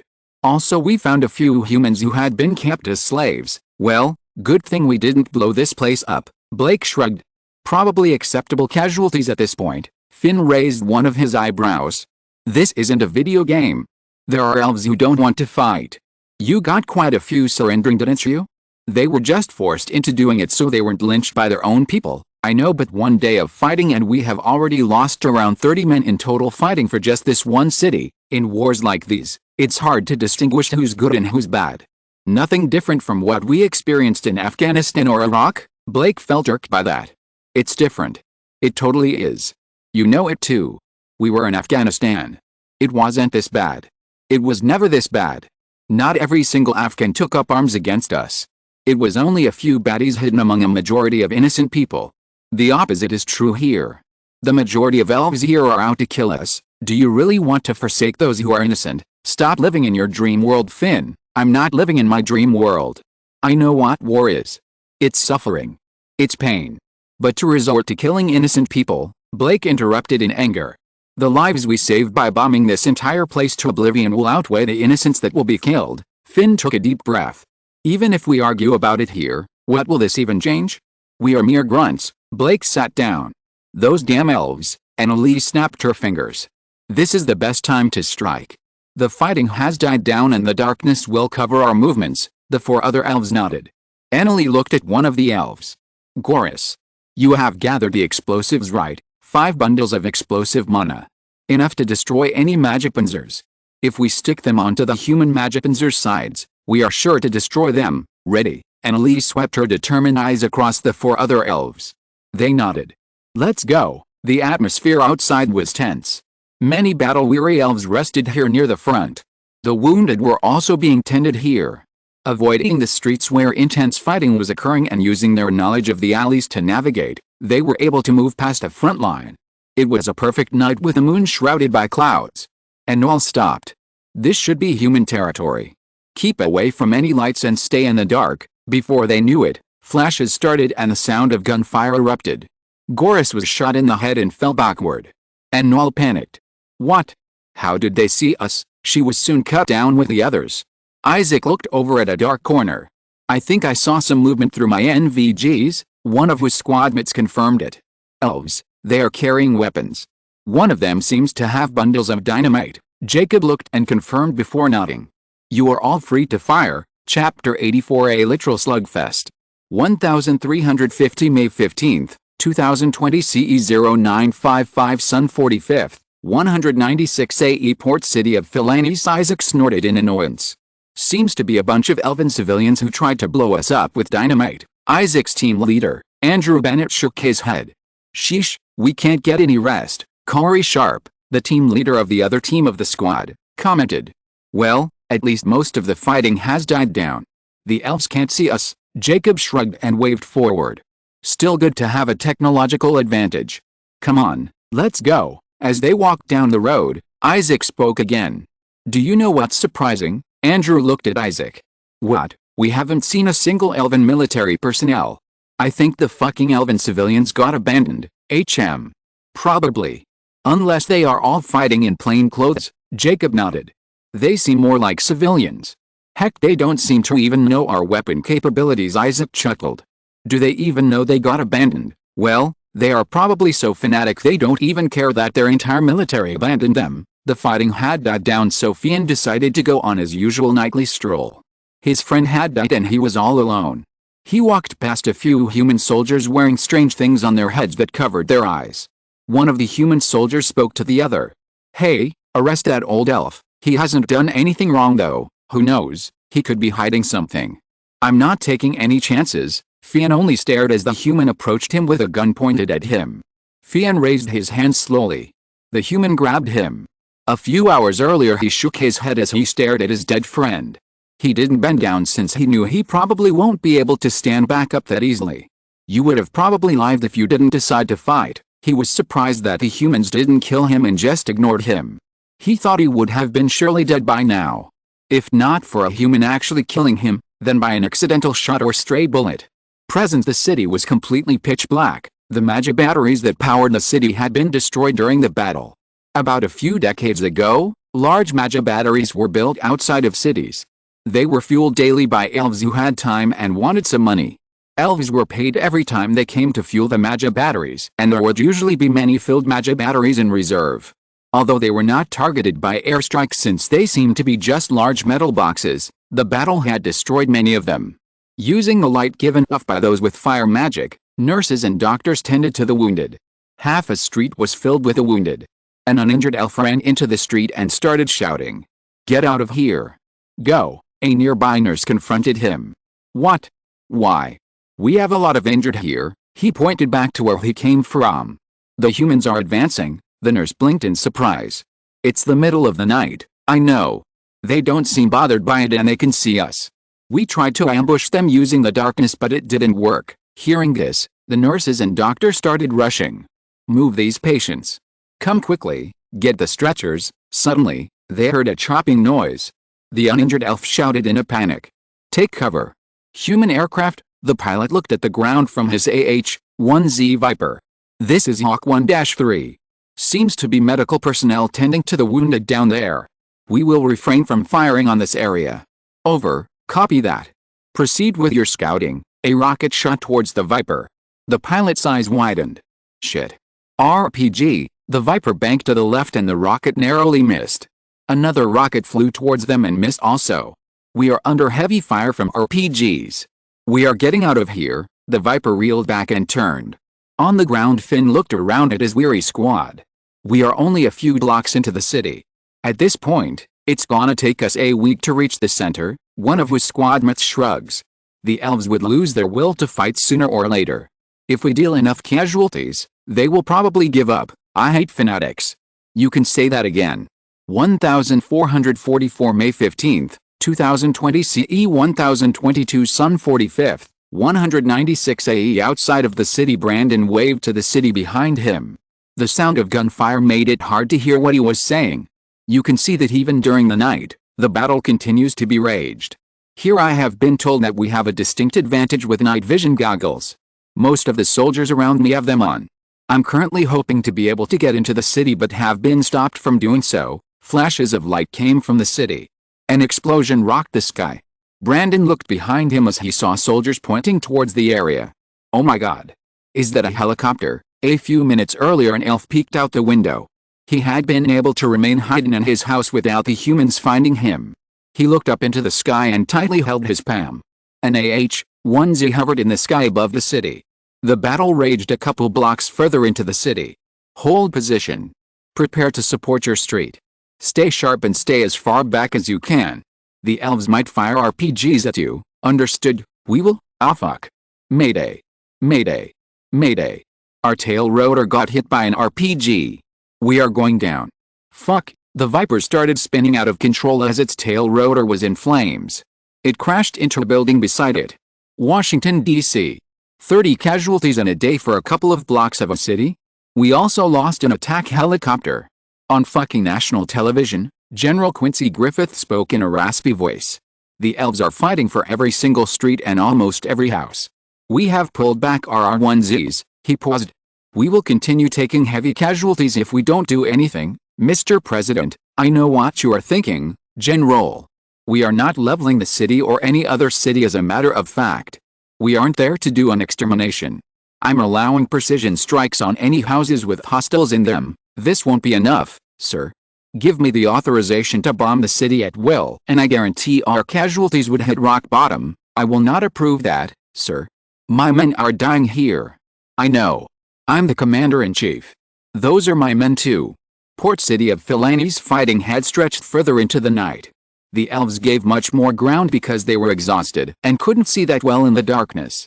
Elves that tried to use fire magic to see were instantly shot. A Joint Terminal Attack Controller, JTAC, set down his laser designator.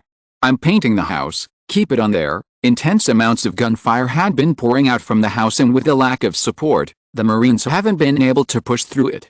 A jet zipped through the sky above Brandon.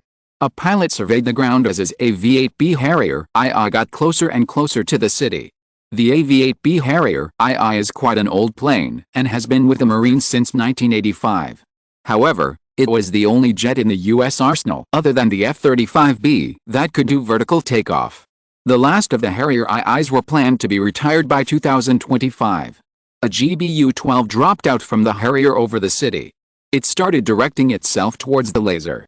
A blast soon destroyed the building that the laser had pointed at. A group of elves stood together conversing with each other with worried tones. Human soldiers stood around them on guard. One of the human soldiers talked to the other. "Why do we have so many elves here? Some of them surrendered and some of them didn't even fight. Why are we rounding up the ones who didn't even fight? Precautions. They all seem to be fanatics, so how is this gonna work? From what I have heard, we are gonna assign them houses away from the front and keep an eye on them. Keeps them safe from the fighting and allows us to keep ourselves safe. What about the slaves we freed? Where are they? They will also be assigned housing, but there will be helicopters coming after the battle is over to evac them." 1048 Sun 45th, 196 AEA prison in the Magus Imperium. Simon sat in his prison cell hungry. He wasn't sure what the time was since he had no windows in his cell, but he was pretty sure it was night. The humans had given him very little food. But he was among the lucky ones. He hasn't been beaten by the guard yet. A lot of elves in the prison had bruises on them. The prison was also spacious enough to handle almost all the elves, so it wasn't cramped. He read a newspaper that was given to him. Although newspapers were published every day, the guards only handed them out once in a while. Sometimes the news was old. This time, he had a recent paper. Emblazoned on the top of the front page in the human imperial language was "Invasion of the Elven Nation has begun." It talked about how the US and Magus forces are landing in the Elven Nation. As he read, he wondered when he could return home. Although he was single, he still had a mother and father home. He was greatly worried about them, especially in this situation. Mountain ranges near the Galath Mountain. In the darkness of the night, elves moved about making fortifications and placing sandbags. Anti-magic Panzer were put into fortified positions.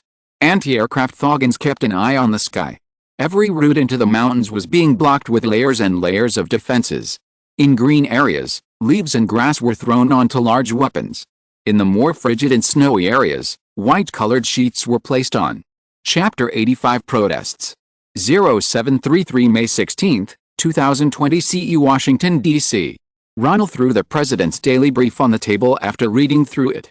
"Why am I being told that people are organizing protests against the war? There seem to be people who really like elves and see it as something like their fantasy dream come true. So they can't bear seeing elves getting killed. Weird. But it shouldn't cause protest movements that number in the hundreds in some places. There are also some who are sympathetic to the elves and pity them. We even have people complaining about our technological advantage over them and how it's not fair.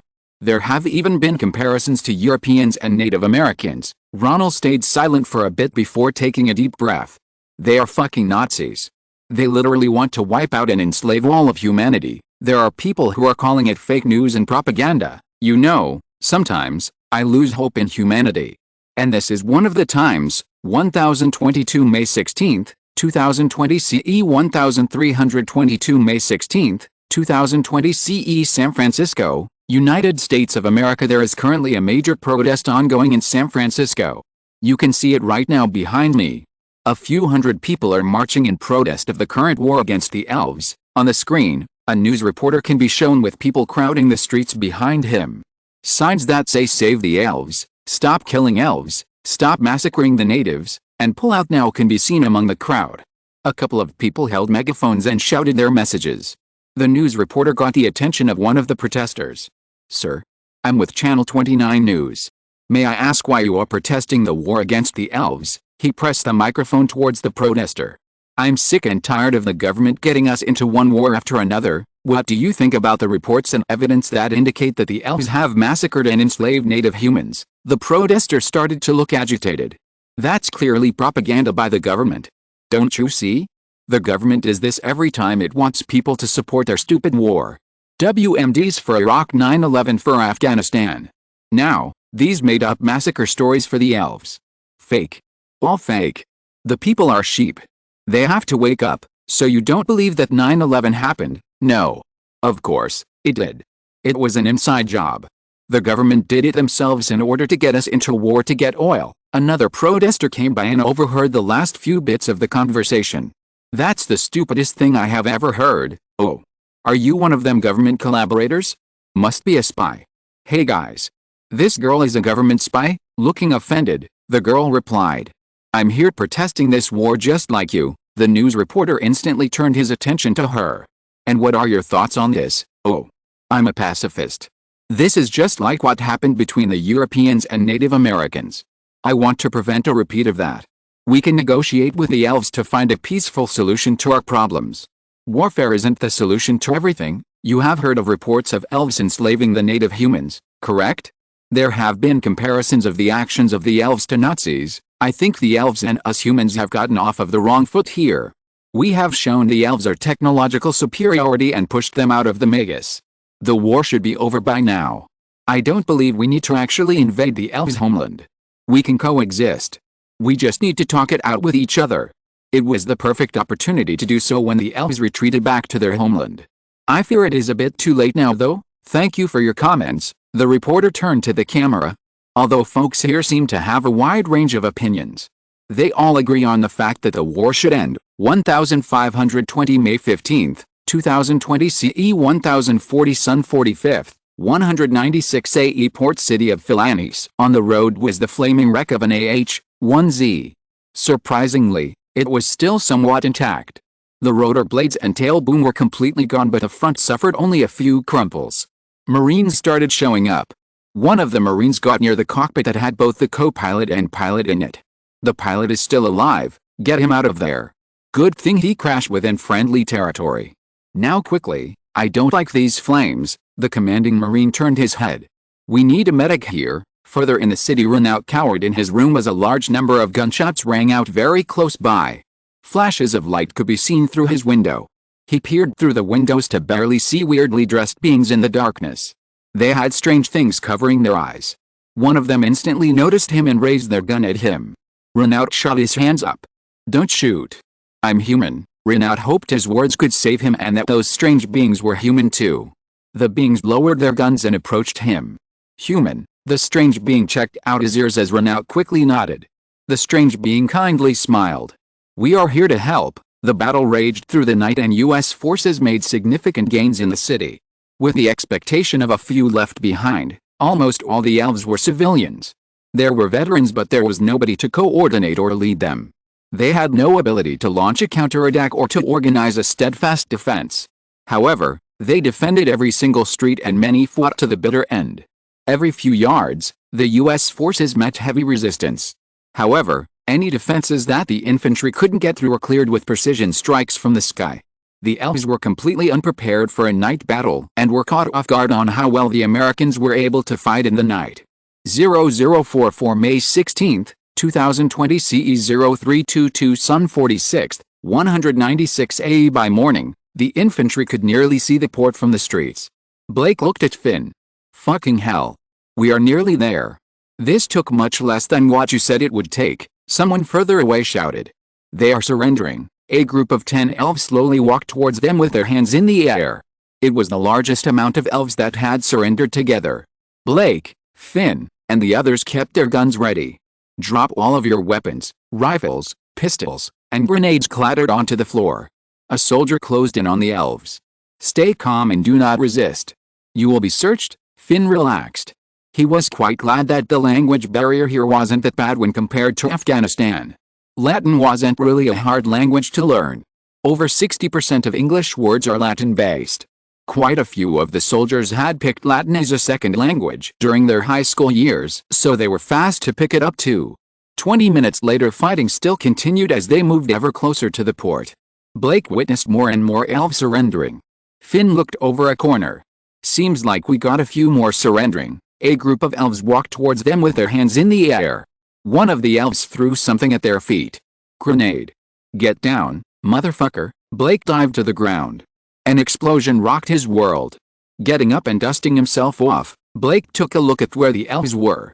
Body parts in a pool of red blood were all that was left of the 4 elves. Blake shook his head. "Fucking hell. Good thing Curtis isn't here. He won't like the sight of this. They are fucking suicide bombing." Finn looked around. "Everybody fine?" "All good." "Well, good thing they suck at suicide bombing." Finn took a swig from his canteen. He leaned beside a crate. Black smoke billowed into the sky from the city. "Finally. It's mostly over." Blake sat down on the gray concrete of the port. "Where has Curtis been anyways? I think in the rear. He might get discharged for mental health issues. He really didn't take this well. I do hope he's fine. 2 MV-22 Ospreys came over the horizon and got closer and closer. They started landing onto the ground outside of the city. Grass billowed as the powerful rotor created gusts of wind. The Magusian civilians, freed from their slavery, were led towards the Ospreys. They formed a line behind the open back doors of the Ospreys. The Magusians murmured amongst themselves while looking at the strange aircraft. One of the Magusians, Furry Rayolet, eyed the strange aircraft with a sparkle in his eyes. Interesting. 2 propellers on the wings. And they can fold up and down, an American soldier shouted to them at the door of the Osprey. Let's go. Let's go. Get on and make yourself comfortable. We are bringing you all back home. Renaud sat down on a seat in the weird aircraft. He heaved a sigh of relief and couldn't even believe all this had happened. It felt akin to a dream. He hoped that his parents and sister were okay. 1534 May 16, 2020 CE Washington, D.C. One of Ronell's senior advisors for the 2020 elections, Felipe Tiffany, entered the Oval Office. Ronell looked up. "Ah, Felipe, how can I help you?" Felipe had a concerned look on his face. "A new third party just formed, Mr. President, HM. They call themselves the Peace Party." Ronell sighed. "Lem guess. They oppose the current war against the elves. Well, in addition to that, their website states that they are angry and shocked at the number of wars we have started only 2 years after appearing in the New World. Mr. President. To be truthful, I do also find it uncomfortable. We have been fighting so many wars. Well, we have to find a place in this world. It had been quite hostile to us. Anyways, it's only a third party. Shouldn't be that concerning, true, but it has gained some popularity. Even though not large enough to be a concern yet. We will have to keep an eye on them." Ronell frowned. "How am I doing in the primaries for my party?" "Still in the lead. You are nearly guaranteed to be the candidate." "Who's in the lead for the other party right now?" "Still Max Snyder." "Yes. He probably will be the candidate for the opposing party as predicted." "Has he said anything about his policy on wars?" "Not yet. He's probably still gauging which position would benefit him." "Well, I'm already this deep in. Our position is that we will fight wars when we have to." Felipe nodded. "That's basically what most of us have decided too." "How are the polls? What are they predicting right now?" "It's gonna be a close race, sir, just like 4 years ago, I guess." Chapter 86 Advance. 0155 May 16, 2020 CE 0357 Sun 46, 196 AE Port City of Philanes. Jacob stared out at the horizon while standing and carrying his gun. "I see the first cargo ship." Isaac walked over. "The port seems to be a bit small. As long as it can offload, we should be fine." Isaac glanced over at Jacob. "Say, why did we even need a port? Could they have just offloaded on the beach? We will be dropping cargo into the fucking water. These are civilian cargo ships. They can't do amphibious operations. We do have ships capable of amphibious stuff, but there aren't enough of them to keep us supplied constantly. That cargo ship should be bringing in ammunition, food, and whatnot. Everything we need." Crates of supplies came off of the cargo ship. Ammunition, food, building materials, and much more. It wasn't long before a passenger ship also showed up and started offloading people. Jacob watched as the ships offloaded. "Seems like we will be getting Seabees too." "What for?" "Modernizing the port probably." The Seabees is a nickname for the naval construction battalions that formed the Naval Construction Force. In order for the port to accommodate more ships and speed up offloading, the Seabees had been ordered to modernize it. Luckily, the battle did not damage the port area at all, and because it was not a port that housed Elven Navy ships, it wasn't even struck by missiles. Ocean near the Elven nation. Renaud looked around as he got off the back of the aircraft. It didn't take long for him to realize that he was on a massive ship. It felt more like a metal island than a ship, but it was definitely moving. The top of the ship was flat with the exception of a building to the right near the center of the ship. There seemed to be many aircraft sitting on the ship. Looking into the sea, many other ships surrounded this ship. Renaud followed the others. His curiosity wore off soon. For the entire flight, he had worried about his family. That didn't change even now. He couldn't forget his sister's laughter as they played around, and his parents' smiling faces at the dinner table. The second Osprey soon landed on the USS Carl Vinson. Furry got off and glanced in around him. It didn't take him long to realize that this was an airfield. He watched as an aircraft took off. Amazing, The fact that the Americans were able to make an airfield go unseen awed him.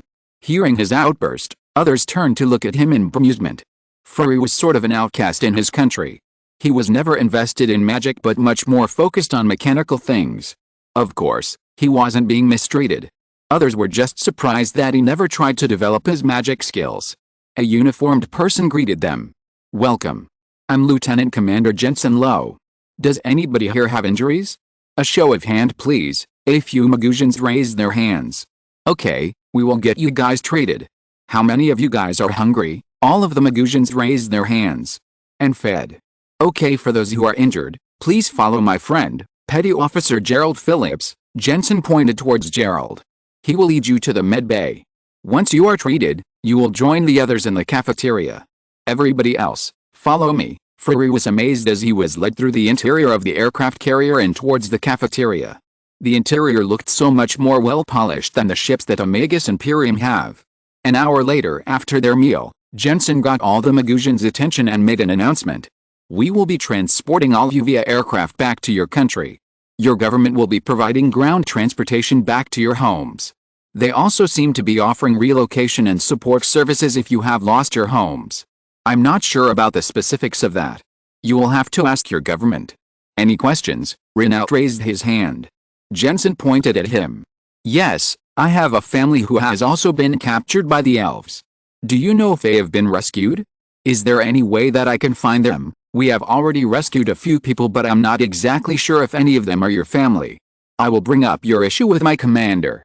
I think it will be best if you bring it up with your government." With the others, Furry was led to the aircraft that was supposed to take them home. This aircraft disappointed him a bit. It was sleeker but still similar to a Machian bomber. The C-2 Greyhound lifted off of the aircraft carrier carrying all the Magosians. Furry had stared in wonder as the aircraft took off from a ship. A few seats down, Ronell sat with an unhappy look on his face. 0224 May 16, 2020 CE 0412 Sun 46, 196 AE Port City of Philanis. Blake stood up and stretched. "What do we do now?" Finn glanced around the deserted street. "Well, we are to garrison this city until further notice." M1A2 Abrams and Bradleys of the 1st ABC team moved in an orderly fashion out of town. Elements of the 2nd Marines also followed. An hour or so later, Finn walked into a tent where the medics were tending to the wounded. "How are you doing, Curtis?" "Fine. Are you getting discharged?" "Not yet, HM. Don't go assuming things." "Had a long chat with a psychologist." "I'm staying. I'm a soldier. I have an obligation to you guys." "Are you sure?" There was a look of determination in Curtis's eyes. "Yes.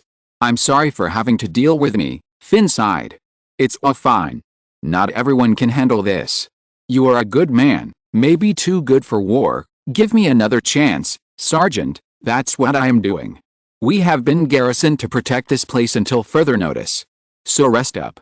Shouldn't be much to do for now." "Surprised you haven't been sent back seeing that you got shot on the leg." Curtis smiled. "Did it penetrate?"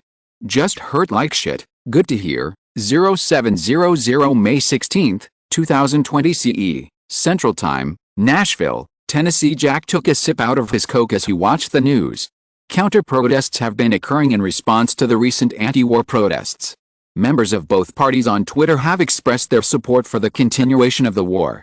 A few hours earlier, President Hayes addressed the American people, saying that he firmly stands behind the war, and saying that the elves are fanatics worse than the Japanese in World War II, and that this war is necessary to prevent the loss of innocent lives. Joining us today is political analyst Bill Escuro. Bill, thank you for joining us today. What do you think of these current protests and the pushback it's experiencing? It's my pleasure to be here. Well, the current protests are actually quite normal. For any war, there are bound to be protests. In every recent war in American history, Vietnam, Iraq, Afghanistan, there were mass protests. I'm not surprised about this at all. However, what is interesting is the significant opposition that these protests are experiencing. It's quite unprecedented. So is this surprising seeing that it's unprecedented? No. No. It's not surprising at all. The fact that these elves are literally enslaving and massacring humans has created a negative public opinion of the elves and reduced the scale of the protests we are currently having. So what can we expect in the future? As you said, There has been a lot of pushback from the public about these anti-war protests. I really don't expect any significant protests, but there definitely will be. Jack switched the channel to another news network. It was substantial. It was overwhelming. Yet it was ignored by these Antifa. These people, Antifa, have a clear anti-American agenda. They are trying to undermine our country in any way possible. They are protesting the sacrifices made by our soldiers who protect us. They are, This is one of the few times that I have actually seen these two news channels kinda actually agreeing on something, Jack muttered to himself as he turned off the television. 0850 May 16, 2020 CE 0725 Sun 46th, 196 AE. A few miles further into the Elven Nation, the forest soon gave way to hilly but treeless terrain. Dust came out of the back of the two Bradleys as they drove down the road. It was quite a large road and led to the next city a few hundred miles away. In the lead Bradley, the driver, without taking his eyes off of the road, spoke to his commander, Staff Sergeant Clyde McKinney. "I don't feel that safe here. We are only two Bradleys, nothing to worry about. We have an armor company right behind us and 3 combined arms battalions further behind. We are just scouts, we can pull back whenever things get iffy. Just continue driving down the road, okay, sir." "Stop," Clyde shouted to his driver. The two Bradleys came to a halt. Clyde looked through his imaging system and scanned the town miles in front of him. Small town. The road cuts right through it. Seems to be armed civilians again. Probably need to secure it so the main force can use this road, Clyde got on his radio. The town in our route is defended by armed civilians. The town doesn't seem bigger than 100 or so people. I probably need a tank platoon here to help clear it out. A few minutes later. Staff Sergeant McKinney, "Yep, Second Lieutenant Bob Craig. What's the situation here? Just a town with a few elves, nothing too much. My platoon will lead then." The 4 Abrams formed into a wedge formation as they drove towards the town. Rifle shots pinged off of the lead Abrams. They came to a stop. The machine guns on the Abrams opened up on the elves. The boxes and furniture that the elves were hiding behind were torn apart. The Abrams formed a column formation on the road and moved into town. "Feels like a ghost too. We have an elf that's surrendering in front of us. Can your boys secure him?" "Understood. Be careful, this might be an ambush. We'll keep an eye out." A total of 6 infantrymen came out of the two Bradleys. Clyde watched as the squad leader of the dismounted infantry shouted at the elf. The elf dropped all of his weapons. The soldiers moved in and quickly secured him. Just then, a few elves slowly came out of their houses. The infantry quickly reacted and aimed their guns at the elves. The elves all put their hands up. 20 minutes later the elves formed a line and threw their weapons down into a pile. It was only rifles, pistols, and submachine guns. Infantry stood around keeping an eye on the elves. Clyde mused to his driver. "Seems like these townspeople are much less inclined to fight. We killed like what? 10 elves. This feels so much different from the city." The entire town was secured in less than an hour and all the weapons were confiscated. The two Bradleys continued on with their reconnaissance. Chapter 87 Genocide or War? 0936 May 16, 2020 CE 0748 Sun 46th, 196 AE Washington, D.C. General Griffith, the chairman of the Joint Chiefs of Staff, conversed with President Hayes. The towns further away from the cities have surrendered much more easily. The recon forces have been able to take them mostly by themselves. Compared to cities, it's likely that they haven't been bombarded constantly by propaganda. We should be able to expect only minimal resistance from them. Mr. President. We should be besieging the cities from now on. Directly assaulting them would just be a gross waste of lives when we can just force them into submission, or at least weaken them through air and artillery strikes. General. We will just be engaging in genocide at that point. We will give them time and allow any civilians to leave. If there even are any that can be considered civilians, do you really think anybody will leave? And what about the humans they are keeping as slaves? How will the media react when they learn we literally have forsaken them? It will be a humanitarian disaster. Humanitarian disaster. Boo-hoo. Who cares? There is no international community to criticize us anymore. Public opinion is already souring because of the large loss of life we are experiencing. It's only been a few days into the invasion and we have already suffered 50% of the total casualties we have suffered during the entire Gulf War. I'm gonna be blamed for the entire thing, goddammit. And you can say bye to your career at that point. In war, we have to kill our enemies. That's the military's job. To kill the enemy, and you are stopping me from doing their job. These so-called civilians are all armed to the teeth. We are not barbarians. General. There are established rules of war. Bah. Rules. When did wars have rules? The elves don't even follow them. Mr. President. Make the right choice here. Let the military off this goddamn idiotic leash. Now get out of my office. You have been coming here every single fucking day. You have been a great advisor in the past, but I'm very close to removing you, Quincy. A few miles away from the Orvaculaura human concentration camp, the grass billowed as 20 MV-22 Ospreys touched down onto the plains. Surrounding the landing area were M1A2 Abrams and HEMTT trucks. Cylindrical tanks full of aviation fuel were on the back of the HEMTTs. Soldiers rushed to connect the fuel hoses from the HEMTTs to the Ospreys. Once refueled, it was only a short journey from there to the Orvaculaura human concentration camp. A few minutes later, Orvaculaura human concentration camp Damon shouted at the Magosians. Stay in your groups. We will be evacuating you soon. The sound of the MV-22 Ospreys got louder and louder. The first one soon appeared and landed in a clearing in the concentration camp. Get on in an orderly fashion. Please put all your baggage on the floor. Once you have sat down, please do not get up unless instructed to do so. As each Osprey filled up with Magosians, dust was kicked up by the rotors and they took off one by one. What was a bleak concentration camp had been completely transformed. In the past few days, the Rangers and the Green Berets had turned the concentration camp nearly into a free on-board forward operating base. Well, the army should be arriving soon. Guess we will be welcoming them. Less than an hour later, I see two Bradleys. The recon force is here. The two Bradleys came to a stop, and the commander at the lead Bradley popped out of his hatch. The commander grinned. Nice place you have here, Damon laughed. Welcome to our humble abode, somewhere in the Elven Nation. Stop. Elven military convoy over to the northeast. Multiple Magna trucks followed by a single guard tank raced down the paved road. The two Bradleys that pulled onto a grassy hilltop spied on them. I'm calling in an airstrike. Let's tail them and see how it goes. The two Bradleys sped down the hill and through the grass. They kept the Elven convoy that was on the road in sight but kept a distance. A few minutes later, an F-15 flew over the Elven convoy. The noise of the F-15 flying over was still reverberating when multiple large explosions wiped the convoy out. Blackened dirt and the mangled, charred metal wrecks were all that remained. Whoa, baby, an explosion occurred underneath the track of the lead Bradley. Aw fuck. Mine. The Bradley behind came to a stop. The commander of the lead Bradley opened his hatch and looked over the side. Tracks bust, 0810 Sun 46th, 196 AE. Most forces have been repositioned into the mountains. We have lost hundreds of vehicles and elves to American bombing attacks. We have also been receiving bombing runs on the mountains, but I don't believe they have discovered our main base here yet. Terran clasped his hands together. Gently, elves.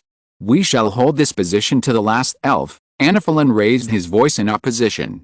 My leader, I don't think that's advisable. The Americans are perfectly capable of wiping out our concentrated forces. In fact, I won't be surprised if their military has been made to destroy a concentration of units. It is more advisable if we spread out instead of staying here.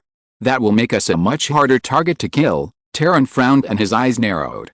Then who will keep an organized command of the units? How will we perform organized defenses and counterattacks? We don't, sir. The point is, we aim for our survival. Terran spread his arm around. This mountain is the perfect terrain for defense and will be the staging area of our counteroffensive. Our main base is under hundreds of feet of solid stone. I don't believe the Americans have the capability of destroying that. Understood. The various department heads and the general staff nodded in agreement. Terran smiled, dismissed. And also, Anaphalon, I would like to see you in your office. A few minutes later, Terran sat down in Anaphalon's chair in his office. I told you before. You are getting on my nerves, my leader. I'm only giving sensible advice. I only need you to do as I say. That's your job. You manage the Department of Intelligence. That's all. I'm also an advisor. I don't need time for advice. Everything is already in motion. Anaphalon didn't respond for a few seconds before nodding. Yes, my leader. Terran exited the room. Anaphalon sat down and a worried force grew on his face. His wife was also in the base with him, but he had no heart to go see her. He had noticed that Terran had changed ever since they abandoned the capital, and it greatly concerned him. Terran seemed to be angrier and was much less willing to listen to others. What should I do? What should I do? He whispered over and over again as his mind played out his options. 1046 May 16, 2020 CE 0823 Sun 46th, 196 AE Port City of Philanes M109 A6 howitzers were taken off of the cargo ship. Finn's eyes followed the self-propelled howitzers. 1st Infantry Division Artillery. Blake looked over. Where's the rest of the 1st Infantry? Probably on the way. Docked a few feet away from the cargo ship was a WW-1-style transport ship. A tank rolled off of it. Blake whistled. Wow. A fucking M4 Sherman. Finn nodded. The Magosians are here. How effective are they even gonna be? Probably just gonna be filler or something. Maybe garrisoning the towns. Do you think the brass will even trust them with that? Finn chuckled. I feel bad for them if they get sent to the front line. M4 Shermans are quite easy to kill. MacDill Air Force Base, Tampa, Florida. General Abrams Thompson, commander of the U.S. New World Command, conversed with his staff. Other than retreating units and stragglers, the plains are mostly clear of enemy units. This is a good situation. Our units are starting to get stretched thin. The 2nd Armored Brigade Combat Team from the 1st Infantry Division and the 1st Infantry Brigade Combat Team from the 10th Mountain Division are arriving. The Magosians are also arriving and they will be under our guidance. Most of the Elven forces have retreated to the mountains. We have lost sight of them, but we are sure that there will be heavy fortifications on the mountains and that they are holed up there. Abrams nodded. Increase drone surveillance on that. Prepare for airstrikes on that region. Depending on how heavily they are fortified, we might need to get a MOAB out for this one. Port City of Jalian, Elven Nation. Elements of the 1st ABCT of the 1st Armored Division surrounded the port city.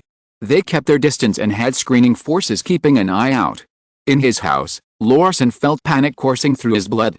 He knew that all the articles that he had read about their recent glorious victories were most likely lies. He sat down eating with a gun leaning against his table. The humans had his city surrounded and there was no way out. Chapter 88 Part 1 Bombardment. 1110 May 16, 2020 CE 0835 Sun 46th, 196 AE outside the port city of Jalian, Elven Nation. I guess we are sieging the city. It was quiet. There was no sound of artillery or bullets. Only the sound of idling engines and men chatting away. Well, the orders are just to stay outside of the city. Doesn't say anything about a siege. We could be waiting for reinforcements. It doesn't seem that the elves want to advance. They are just holing up in there. We might as well leave them there if they aren't gonna attack us. It's gonna be a hassle if we don't do something about them since we will have to protect our logistics from possible attacks. Might as well as get rid of concentrated enemy units before they become a problem. Do we even know what's inside the city? Are there any elven soldiers? I haven't seen one since we began this invasion. Well, intel has nothing. They are probably just a ragtag group of armed citizenry. Can we just start calling them terrorists? I don't see much of a difference at this point. They just seem to be Taliban with World War II weaponry and thoughts. Near Primopolis, Magus Imperium. After stepping off the plane and onto the airfield, Ronell felt a sense of relief since he was finally back in his home country. A tent had been set up nearby and Magosian soldiers directed him and the rest of the people who have been rescued to it. A few minutes in a line, Ronell entered the tent. A Magosian officer looked up. Full name and the place you are from. I'm Ronell Haye. I'm from the village of Halfold. The Magosian officer looked back down onto his desk and started writing. That has been completely burnt to the ground. You could try to return to rebuild it, but I can't see how much one man can do. Do you have any relatives or friends that are willing to house you? Ronell hesitated. I have a question about that. The Magosian officer didn't look up. Yes, I'm trying to find my parents and younger sister. They have been captured by the elves. Have they come through here? The officer opened a drawer in his desk and took out a book and opened it. We have a very short list of people who have been rescued.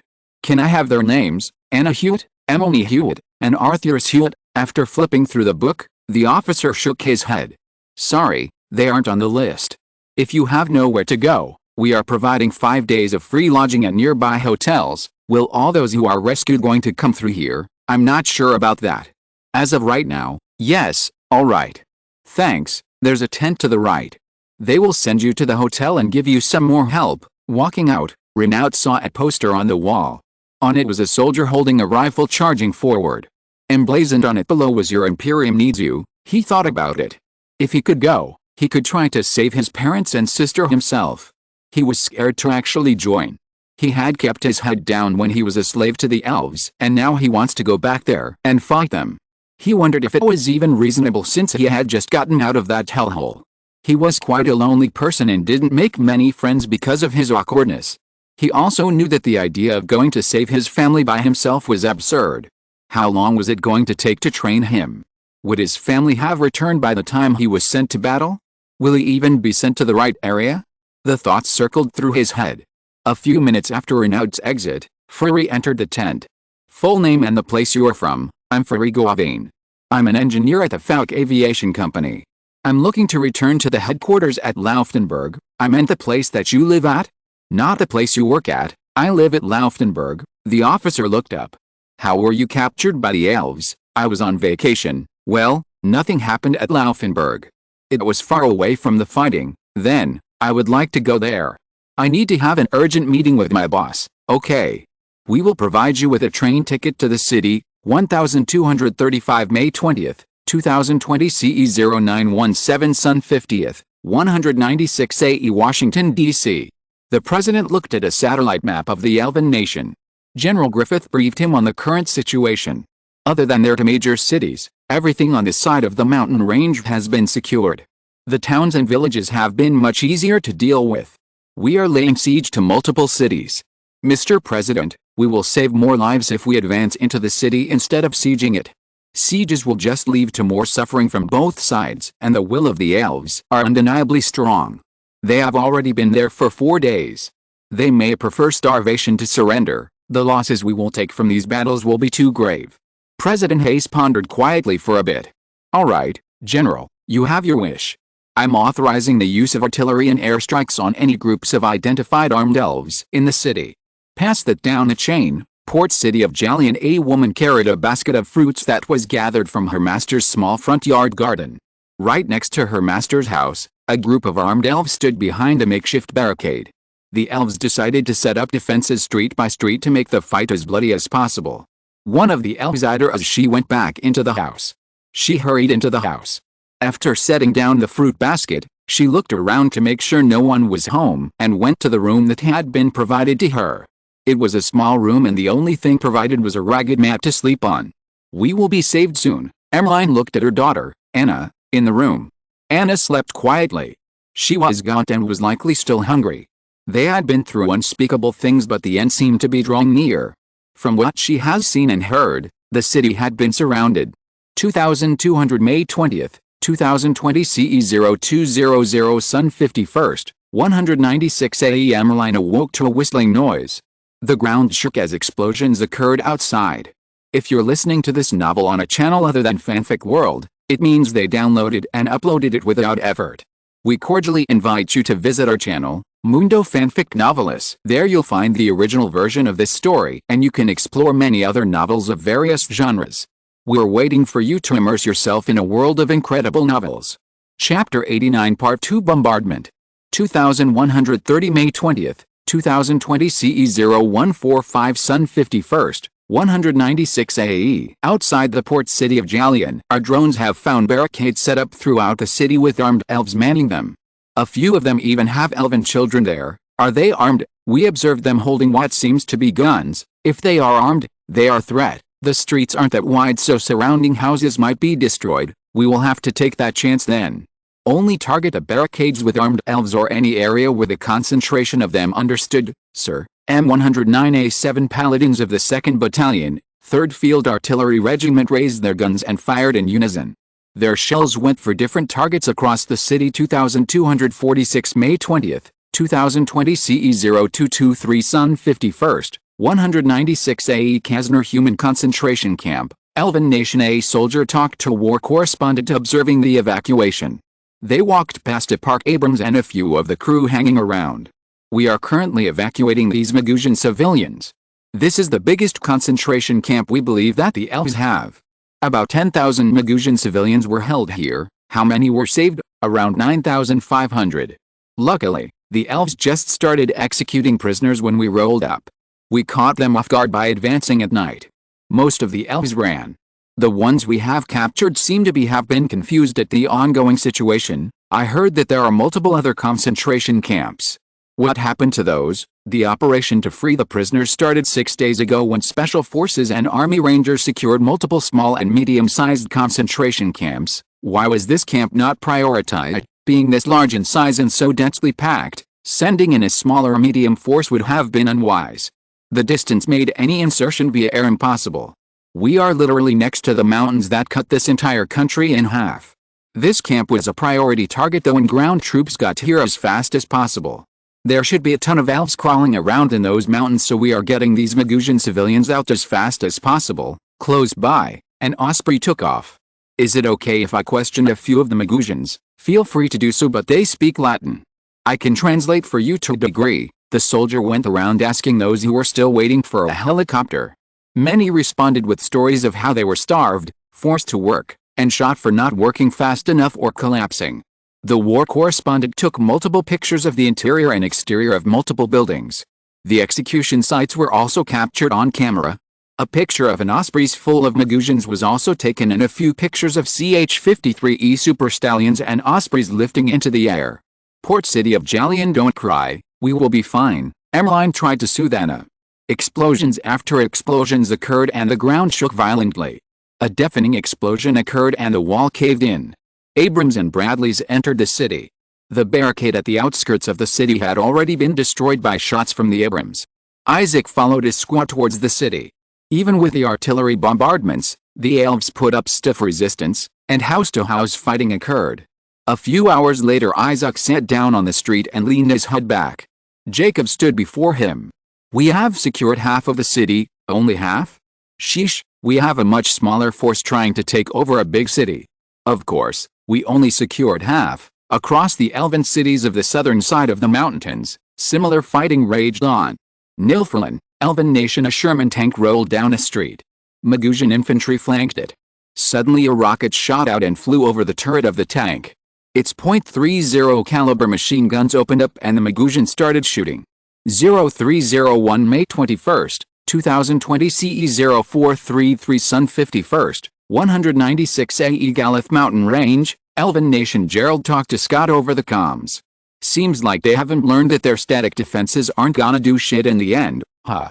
The Magusian food is doing more damage to us than they are, Gerald snickered. I hope Hayden will be alright. We told him not to eat it. A squadron of F-15Es dropped loads of bombs onto the Galith Mountain Range. Anti-aircraft fire sprayed into the sky, but nothing was hit. They just made the targets much more obvious. Elven Nation. One of the generals reported to Terran. My leader, the defenses outside of the base have been devastated by air attacks. It's fine, we still have our troops inside the mountains. They will be protected, Anfalin spoke up. My leader, I still suggest we disperse our troops. We have been setting up defensive positions after defensive positions and none of them are working. The Americans have the capability to destroy any sort of organized defense we throw at them. Anfalin, when did you become a general? You are the head of intelligence, not a person who makes military decisions. Isn't that right, Gentlelves? The general staff snickered and nodded. Anfalin sat down in the chair of his new home. It was more of an apartment than a normal house. They're all fucking Yasmin, an elf with short blonde hair and ears that pointed a bit upwards, looked out from the kitchen. Anfalin, it's your first time home. You should think of something other than work. Well, we can't really call this home. Can we? I know. But we have to make do. Anfalin laughed and continued on with his previous thought. When haven't they been, Yasmin? It's just gotten worse. Seelan, maybe I should do something. Anfalin, I know your work is important, but don't stress yourself out too much. Tonight, we are having some Petrin fish cooked with saltnut sauce. Anfalin stood up.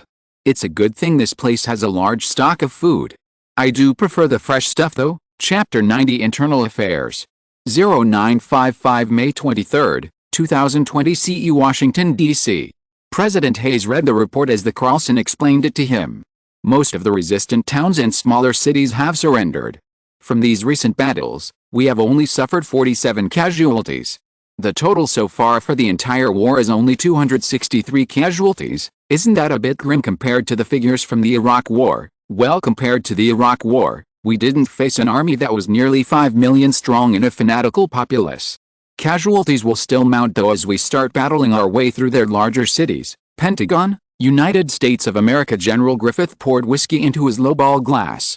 The ice inside plinked around. He looked outside the window of his office. I want those reports to be erased or changed. Understood? The president doesn't need to know about them. It's fine if 1 or 2 reports slip through. As long as the actual figures don't get to him. It will be fine. With this, I will get to keep my job. Heck, maybe I will even get recognized for what I did. And you will keep your job too. A man stood near the closed door. I'm not too sure about this, General. Quincy took a sip out of his whiskey. Who do you think got you this job, Charles? I can get you fired from it with just a single phone call. Just follow this and you will keep your job. Charles swallowed and stayed where he was. Quincy gave a sigh and put his glass down on his desk. We have no obligation to protect people from other countries. In fact, fuck them. That shit of a president thinks it's our duty to save foreigners who don't even give a damn about our country. Continuing the war in the Middle East, and for what? To help rebuild countries? We should have just bombed them back to the Stone Age and left. I have seen good men die out there fighting for people who aren't American. Quincy's voice started to develop a tone of hatred. And in the end, the world still blames us. If they aren't American, there's no need to help them. Our job, our duty, is to protect our fellow Americans. And only that. Well, sadly, in our previous world we couldn't do that because of a stupid convention. Do you know how many of my buddies, my men, died because of that? This world is a dream. No international community to watch us. No rules to follow. The foreigners are nothing more than idiots, animals, or barbarians. Think about it. A US-centric world with nobody to question what we do. We can destroy any foreign country that dares not listen to us. Hiding what we do from the domestic media isn't that hard in this world. And now that idiotic president is thinking about transparency and a rulebook to restrict us like the Geneva Convention. Maybe I should run for president. We will be so much better off. Charles felt a bit shocked by the general's rant. But, Quincy cut him off. I know you have been struggling recently. You have your wife and your kids. Once you finish this, maybe there's even something in line for you. Maybe a promotion of sorts. With a good raise and salary. And also, isn't your daughter suffering from cancer? I can get her the best doctor there is. Paid by me. Understood, General. Most of the civilian casualties are from elven executions. Our artillery and airstrikes have caused minimal civilian casualties. Ronell nodded at Quincy's words. Maybe you were right, Quincy. I'm not a military man. The current situation seems better than the past, Mr. President. War is not a clean thing. You have to take risks. Your idea to restrict our airstrikes and artillery strikes until the target was confirmed and the chance of collateral damage was completely gone made us lose many men. I sympathize with the fact that you want to help the innocent, but sometimes you just can't do that. 1030 May 23, 2020 CE 0815 Sun 23, 196 AE Galith Mountain Range AC 130 Hercules flew toward the mountain range. The navigator spoke on comms. This should be the biggest entrance to the cave and tunnel system that the elves have in the mountain. The back door of the C-130 opened and a Moab slid out and dropped onto the side of the mountain. A small mushroom cloud rose into the sky. The open-air entrance to the base was very large so that it could allow magpanzers and aircraft to fit in. Usually, the front entrance would have a few elves milling around and a couple of aircraft being serviced. But because of the recent bombings, everything was moved further into the cave and closer to the part that was dug out. The elf engineers doing maintenance to the aircraft felt the ground rumble. They looked out of the cave just as they were thrown in a blast. The overpressure from the Moab created shockwaves that reverberated into the cave and through the tunnels carved out by the elves. Because it was not reinforced, many parts of the cave collapsed. The initial blast killed those at the entrance and destroyed the vehicles stored there. Thousands of elves died from the shockwaves. Hundreds more were trapped in the mountain. The mop, which was meant to destroy bunkers by going through the roofs and floors of a reinforced structure, was not suited for destroying a massive tunnel system that was carved into the side of a mountain. Ara looked up into the sky and saw a mass of white rising into the sky. She had seen a single plane that had 4 propellers drop a large bomb onto the mountain. When the bombings began, she was sheltered at a smaller cave system along with others, so she was able to survive. Elven Nation, we have lost all communications with the soldiers in the mountain's main base. We have received reports from nearby soldiers that a large explosion occurred. It is highly possible that the main base has been wiped out. In the hallway, Loud yelling came from Terran's room. It went on for a few minutes before stopping and an eerie silence fell. Anfalin rushed into the room. Siholin. We need to leave. We aren't safe here. Siholin looked bewildered. Where are we going? What's happening? You know where my parents live, right? Their village? Go there. I already have a driver arranged to do that. Pack. They walked out of the enormous base. 2 cars were waiting outside. Siholin stopped. Anfalin, why are there 2 cars? Anfalin sighed. I'm not going with you. Why? I'm going to find a way to stop this madness. Anfalin stopped her from saying more. I will be fine. Anfalin nodded at the elf standing next to the driver's door of the first car. Veston, you are one of my most trusted officers, and our close friend. Keep her safe. Veston gave a small smile. Will do, sir. Come on, see? Siholin hesitated. But, Anfalin urged her. Leave. Go. I will return to your side as soon as possible. If the Americans come to your village, do not resist. Anfalin watched as Siholin got into the car. He had thought long and hard about this. Killing Terran would accomplish nothing. Someone else would take over and the entire mess would continue. If he tried to take over, he will just be killed for treason. He needed another way and he now was taking a gamble. It was the most reasonable out of the 3 he had thought of. He hoped Siholin will be safe. Terran was handicapped at this point. He neither has the time nor the resources to waste to try to kill his parents or his wife. Anfalin turned towards his second-in-command, After Uladin. Let's go. Terran gave out orders in the general staff room. Order all units to withdraw from the mountains. Disperse into the forest. Where's Anfalin? Get Anfalin. I need to talk to him. Terran brows creased.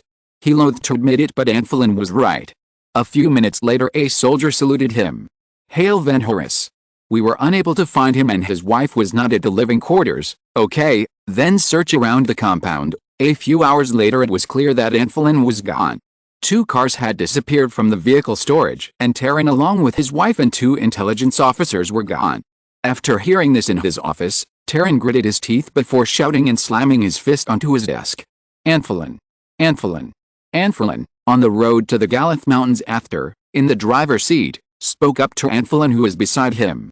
I see things coming down the mountain. Seem to be our soldiers. Find a different route. We need to get to the other side of the mountain without being caught. You know, Anfalin, this entire thing feels like a stupid idea. Well, it's only one I can think of at this point. Chapter 91 Dying Down? 0044 May 24th, 2020 CE 0322 Sun 24th, 196 AE miles from the Galath mountain range, Elven nation surrounded by trees. Aira sat down on a flat rock while rubbing her forehead. Beside her was her night tank. She was glad that she had filled it up during their stay in the mountains. A few beleaguered elven soldiers milled around. Among them, one soldier came up to her and saluted.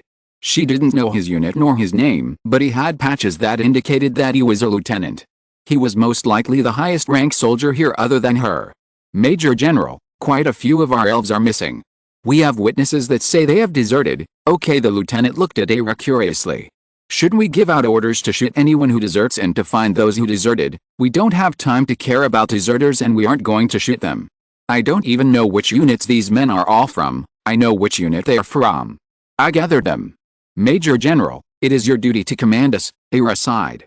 The deserters are just following orders. The lieutenant blinked. Major General, I don't think the orders were to give up. They are dispersing. The orders were to disperse. That's what they are doing. I'm not even their actual commanding officer. They just joined up with us when we fled the mountains.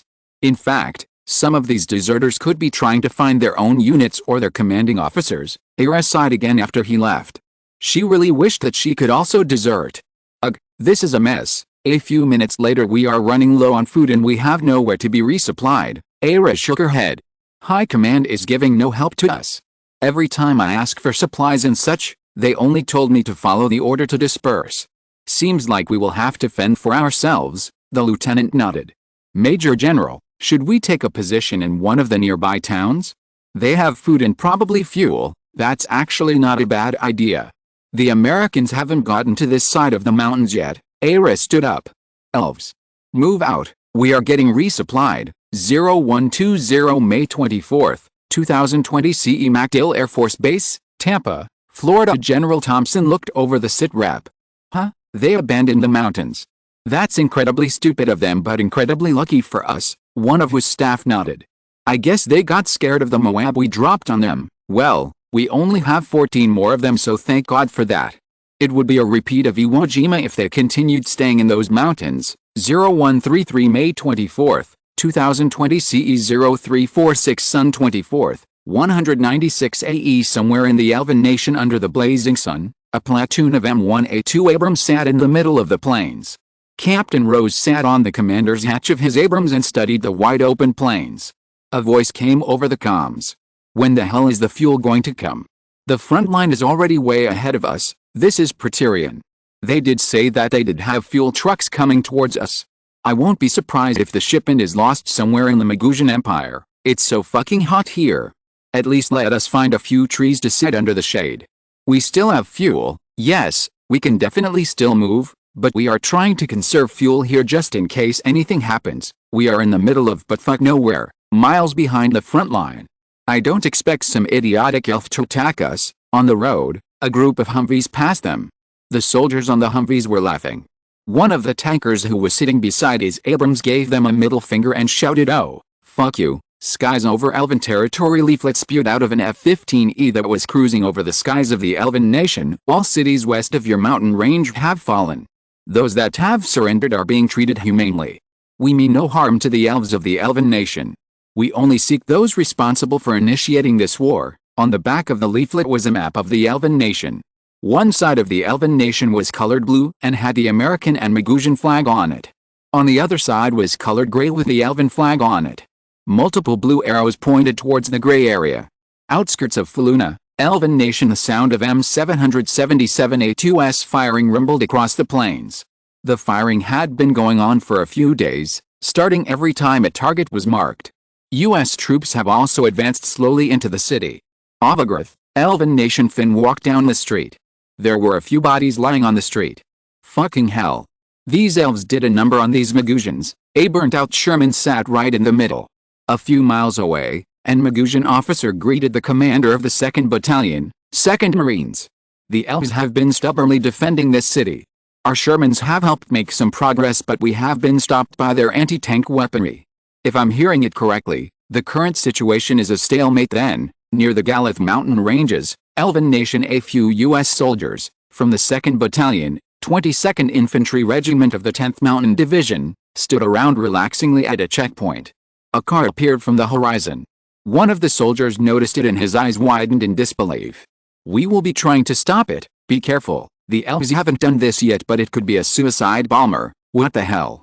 Why the hell is there a car here? Get into positions." The soldiers raised their M4s towards the car. The car soon came to a halt and two elves stepped out with their hands up. 10 minutes later, Washington, D.C. The phone next to Ronald's bed started to ring. "Ugh, what time is it?" Ronald picked up the phone. "One of them is claiming to be the head of their intelligence agency. He seems to want to negotiate with us." "Huh? A defector? That's unexpected." A few miles from the Galath mountain range, an American soldier stood by the entrance and kept an eye on Anfalin as he sat down. "I'm Anfalin Ananias. Head. I guess now former head of the Elven Intelligence Agency." A soldier sitting on the opposite side of the table greeted him. "Nice to meet you, Mr. Ananias. I'm Colonel Brian Trujillo, commander of the 1st Infantry Brigade Combat Team of the 10th Mountain Division of the United States Army.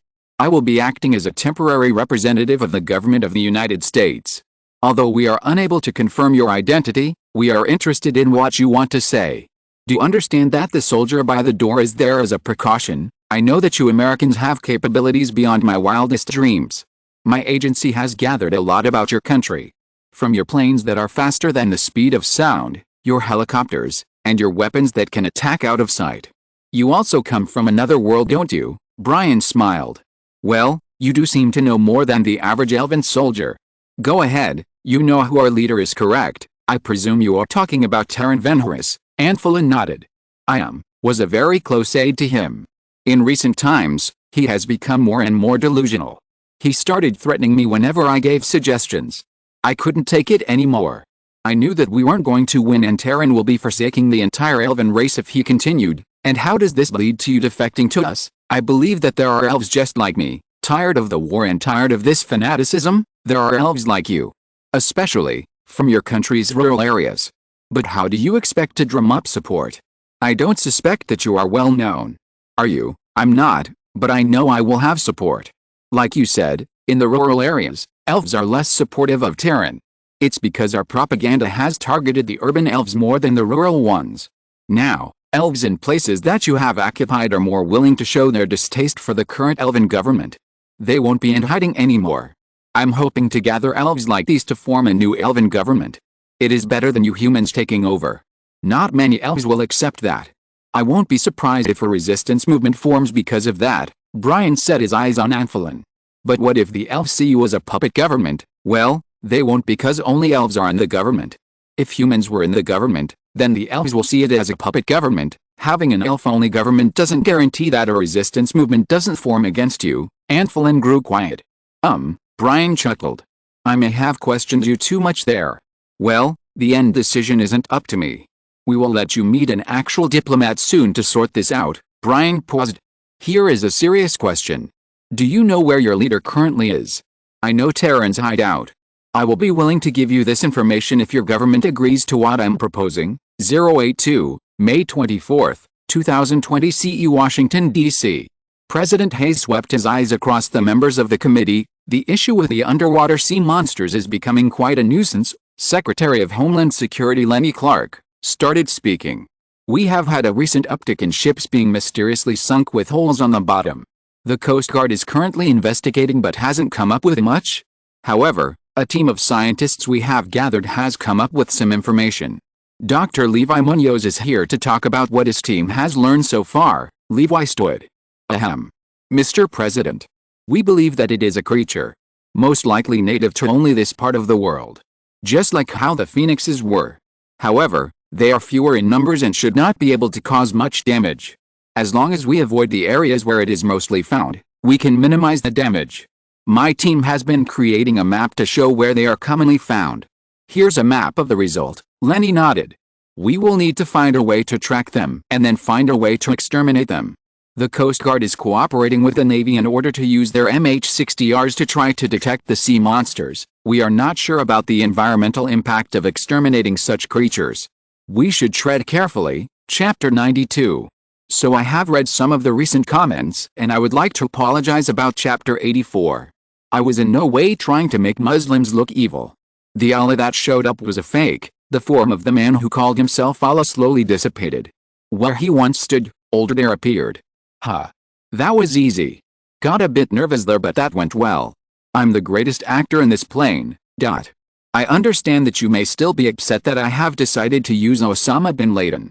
I thought he was an interesting figure to add in order to make the elves improve as an enemy and as sort of a plot twist. I only realized now that this was a dumb decision. I'm very sorry for my Muslim readers.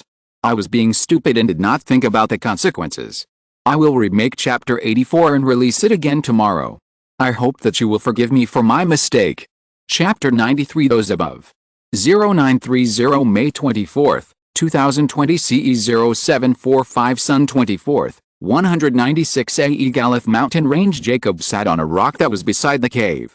Not an elf in sight. He took a sip out of his canteen. Isaac looked into the cave. The caves might have some. Pretty sure they have been cleared out. We will be over this mountain in no time. Would be nice if the elves gave up. The way they are fighting. Jacob shook his head. No chance. Creech Air Force Base, Nevada, United States. A sensor operator looked closely at his screen. We have a single large heavy tank on the road. The mission coordinator looked over his shoulder. Whoa. That's a big one. Permissions to fire, granted. Skies above Elven territory. AMQ-9 Reaper cruised over a long road that led to the mountain. A Hellfire missile shot out and a large explosion rocked the road. Elven Nation, my leader. The Titan Magipanzer had just been found destroyed. A loud, angry yell came from Terran's office, followed by the noise of shooting. Terran came out of the office.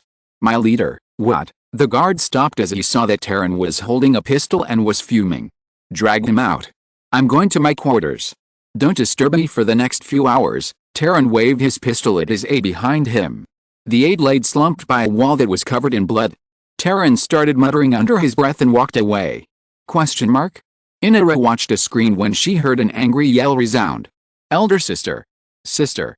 What is the meaning of this? What is it? A Daldir, a red-faced young-looking man, a Daldir appeared in front of Inara holding a screen.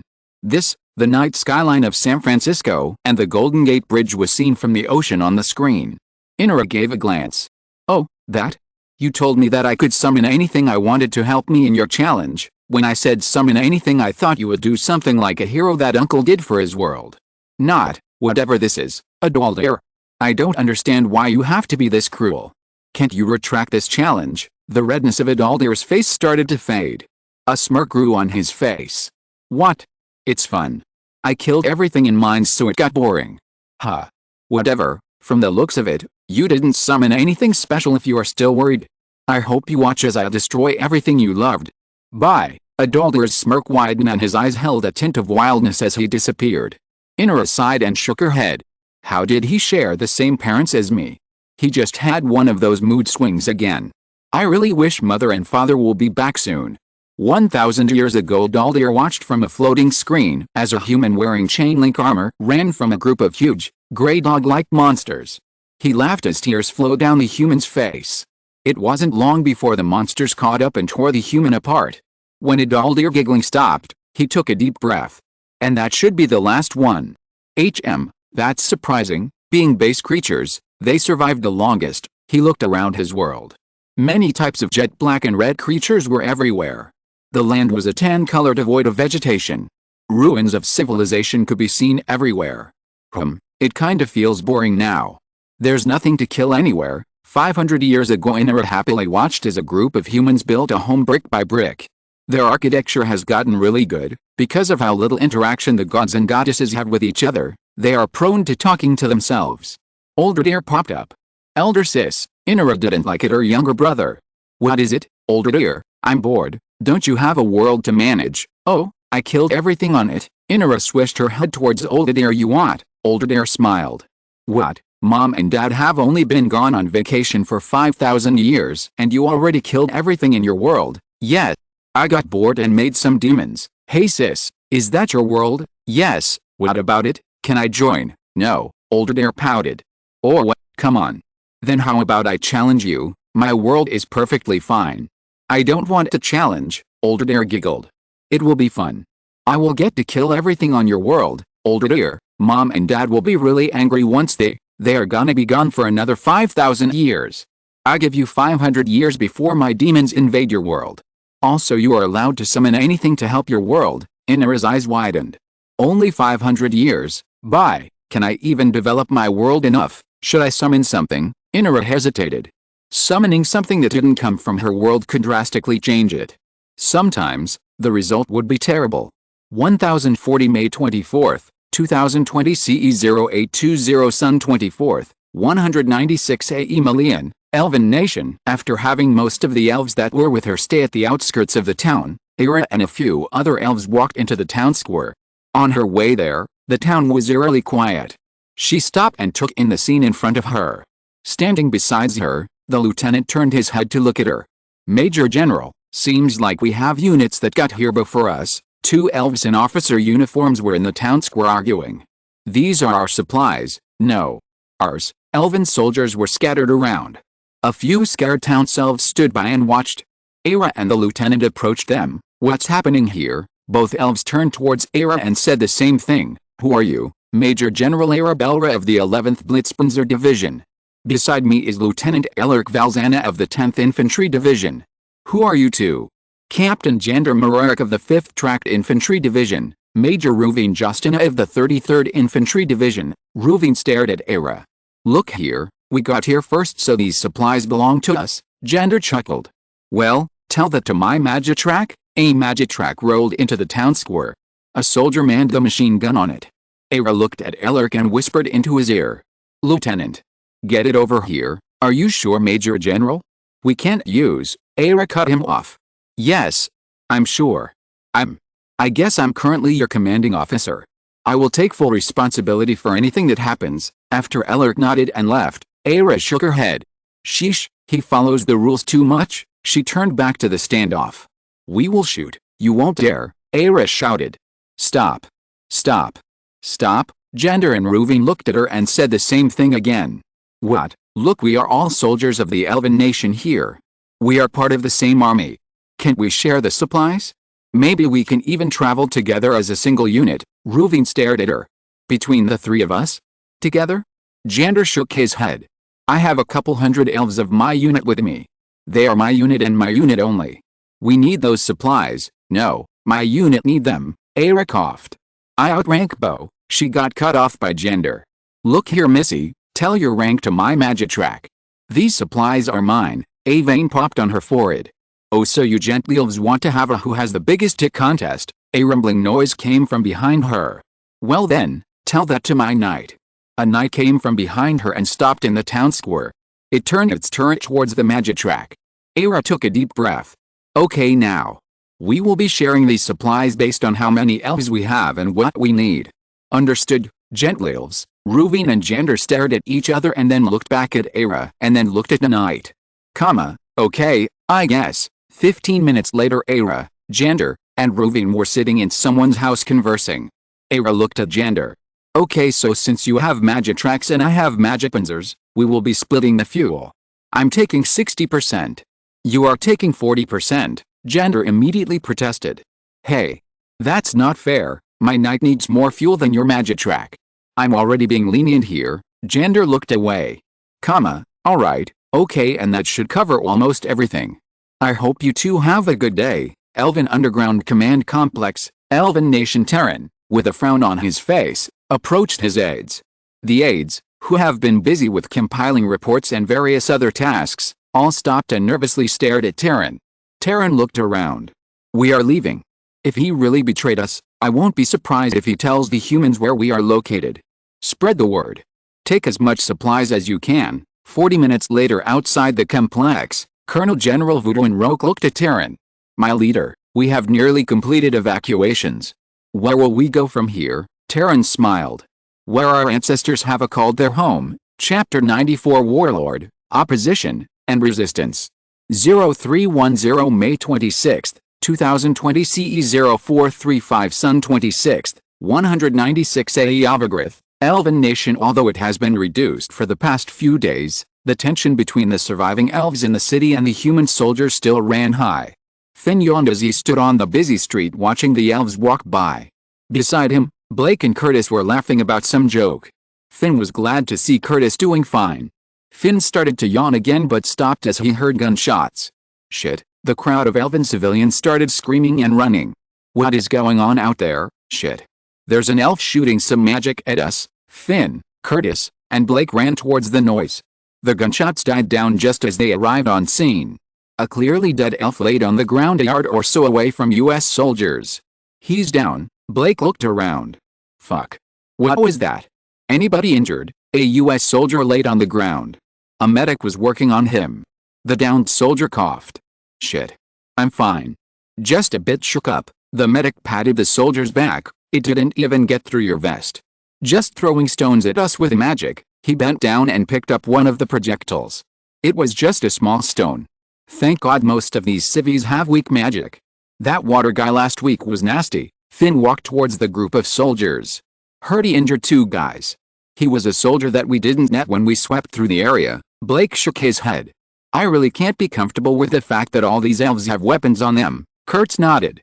At least most of the elven civilians here are peaceful. Blake chuckled. Well, we kinda killed and imprisoned almost all of the non-peaceful ones. A few miles from the Gallup mountain range, Colonel Brian Trujillo led Anfalin out to the field that had a Blackhawk waiting. Anfalin looked curiously at it. So these are helicopters. You know about helicopters. The advancement department was working on producing helicopters. They haven't made it yet though. Well, this is a Blackhawk. A transport helicopter. Probably the safest way of transport here. We will be sending you to the port city of Philanis. Our diplomat will meet you there. 0623 May 26, 2020 CE 0611 Sun 26, 196 AE Port City of Philanis. Daniel felt a bit tired. He was a US diplomat in the Magusian Imperium that was just given a bunch of information and rushed here. He entered the room. An elf was standing next to a seat. They shook hands. Nice to meet you. I'm Diplomat Daniel Foley, Anfalin and Anirus. former head of the Elven Intelligence Department, take a seat. I have been temporarily assigned by my government to meet with you.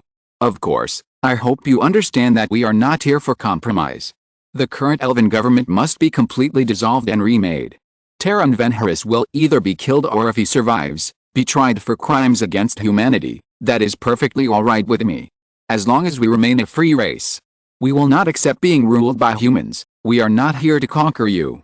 We will leave once a stable democratic Elven government. I will help. Well, my government would like a lot of information from you. A few minutes later, Daniel walked beside Anaphalin. It is highly likely that you would be a target of assassination. I won't be surprised if they electrocute you or something. Electrocute? We don't have electricity magic. Well, that explains why I haven't heard anything about our soldiers getting struck by lightning magic or something. Does your country's intelligence not know this? Lightning magic doesn't exist. There are 4 main types of mana: air, water, fire, and earth. I'm able to manipulate air mana quite well.